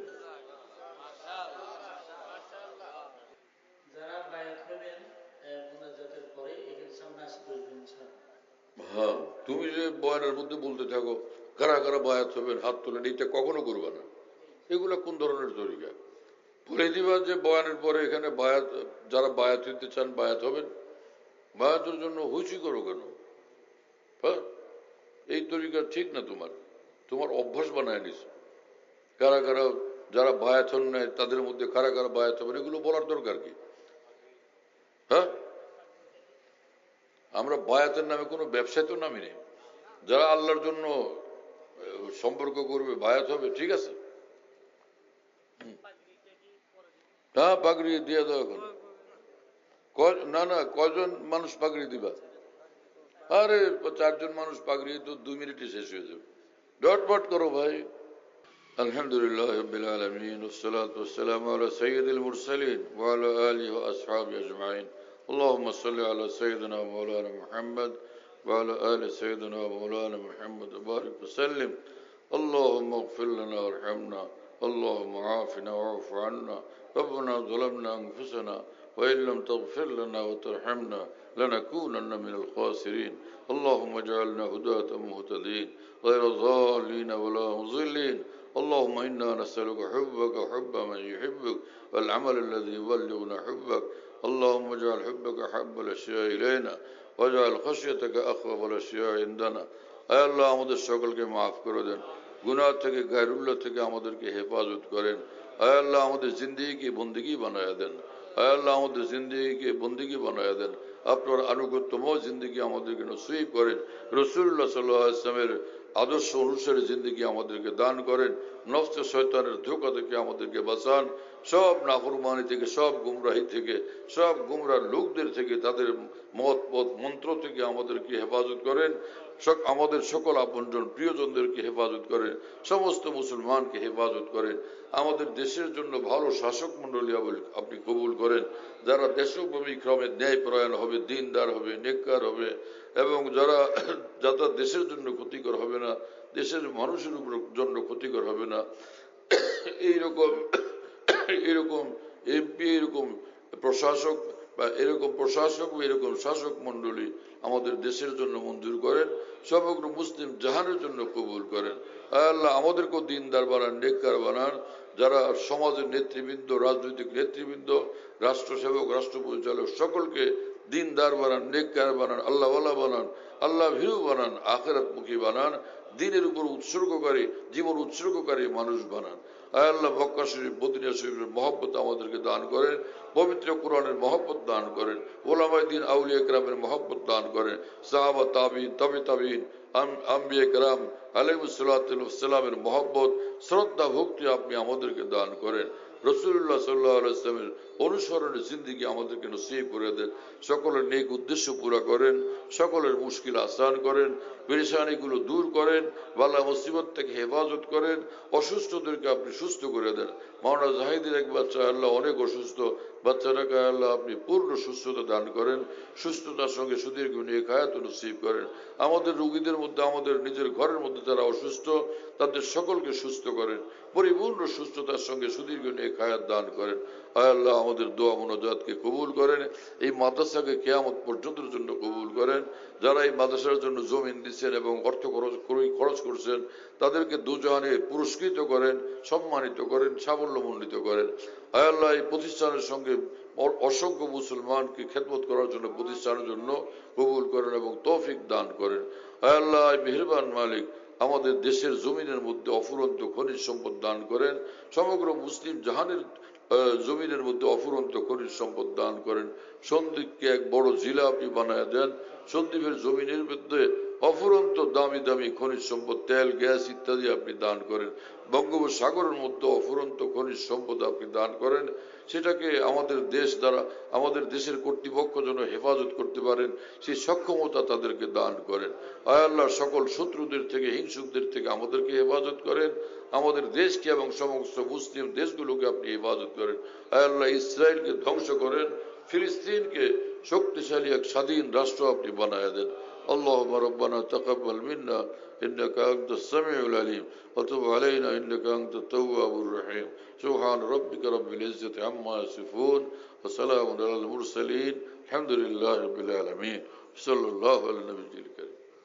আমাদের ঢালকানগর খানকাহে যেখানে আমি আছি, খানকা ইয়াদগারে হাকিমুল উম্মত, মনে রাখো, বলো খানকা ইয়াদগারে হাকিমুল উম্মত। হাকিমুল উম্মতের স্মৃতি এখানে স্মরণকারী খানকা। হ্যাঁ, হাকিমুল উম্মতের কথাবার্তায় আলোচনা হয় আলহামদুলিল্লাহ, একটা নাম, কিন্তু তামাম আকাবের কথাই আলোচনা হইতে থাকে আলহামদুলিল্লাহ। বাইতুল হক জামে মসজিদ, ছাপড়া মসজিদ বলে, 5 তলা বিল্ডিং, ওটার নাম ছাপড়া মসজিদ। সেই পুরানো নাম এটা আছে। তো ছাপড়া মসজিদ, সেখানে মাসিক ইজতেমা হয় প্রত্যেক ইংরেজি মাসের দ্বিতীয় বৃহস্পতিবার, আসর থেকে শুরু হয়, রাত 10টা পর্যন্ত, 10:30 পর্যন্ত হয়। তো ওখানে শরীক হওয়ার জন্য চেষ্টা করবেন ইনশাআল্লাহ। খানকা বিডি এই অ্যাপস, এটা খুলতে পারলে ওর মধ্যে বয়ান, কবিতা, বুকস ইত্যাদি সব একসঙ্গে পাওয়া যায়। খানকা বিডি হলো এরকম, স্পেলিং হলো KHANQAH, এর সঙ্গে লাগালাগি বিডি, খানকা বিডি। এই অ্যাপসটা খুললে ওর ভিতরে বয়ানগুলো পাওয়া যায়, এটা ডাইরেক্ট শোনা যায় কি, এবং ডাইরেক্ট শোনা যায়। হযরতুল্লাহ দামাত বারাকাতুহুর বয়ান যেখানে বয়ান করেন সব বয়ান নেটের মাধ্যমে, টেলিগ্রামের মাধ্যমে পাওয়া যাচ্ছে। হযরতুল্লাহ দামাত বারাকাতুহু যখন বয়ান করেন, বয়ানটা আমরা দেশ বিদেশ থেকে, দুনিয়ার যে কোনো জায়গা থেকে আমরা পেতে পারি। এই জন্য মুফতি শহীদুল ইসলাম শাহ হুজুরের নম্বরে যোগাযোগ করবেন 01715 80 18 69 80 18 69 01715 80 18 69। যাতে মনে থাকবে ইনশাল্লাহ সবার। 01715 80 18 69। বলো ভাই, 01715 80 18 69। অনেক সোজা তো ভাই, মাশাআল্লাহ, অনেক সোজা করে দিছে।